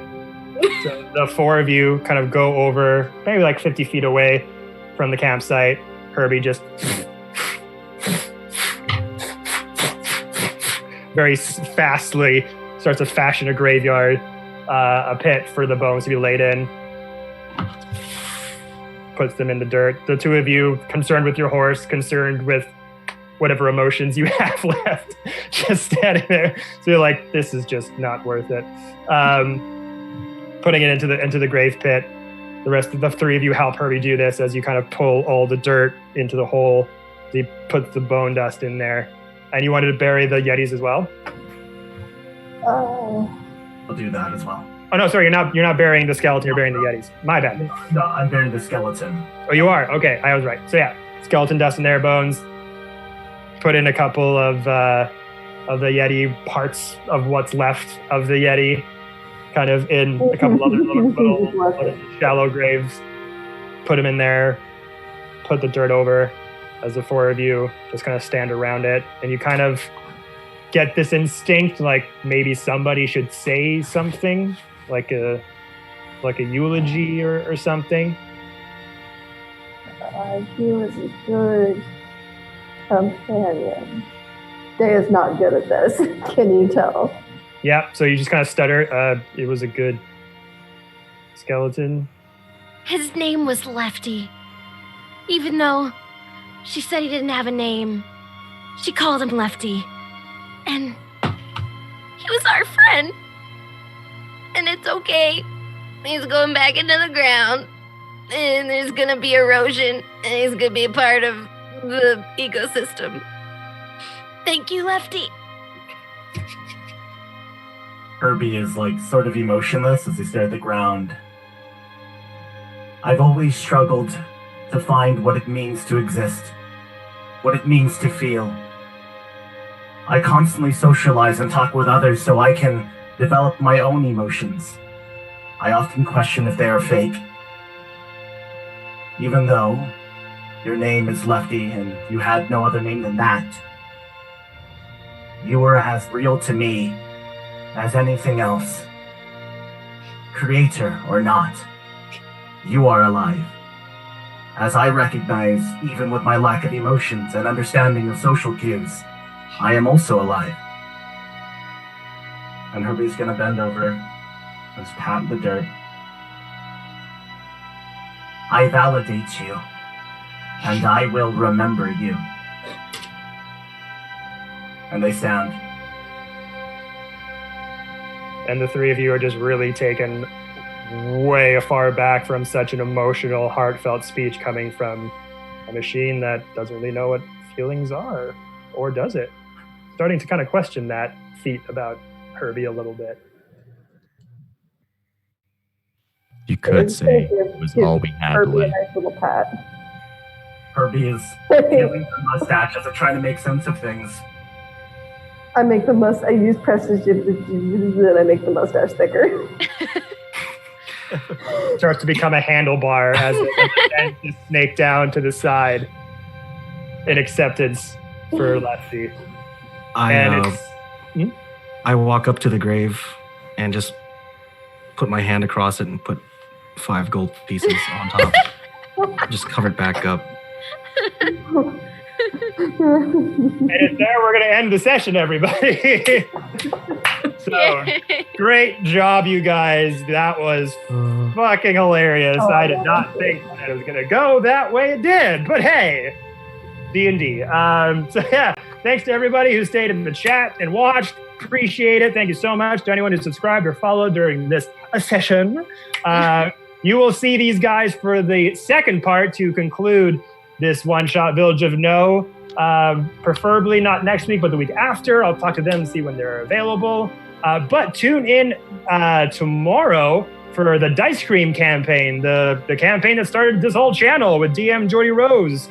That's tomorrow, 7 p.m. PST. And then next week, on Monday, we have session 1 of Beyond the Realms campaign, which I'm super stoked on. And that's a story continuing from season 1.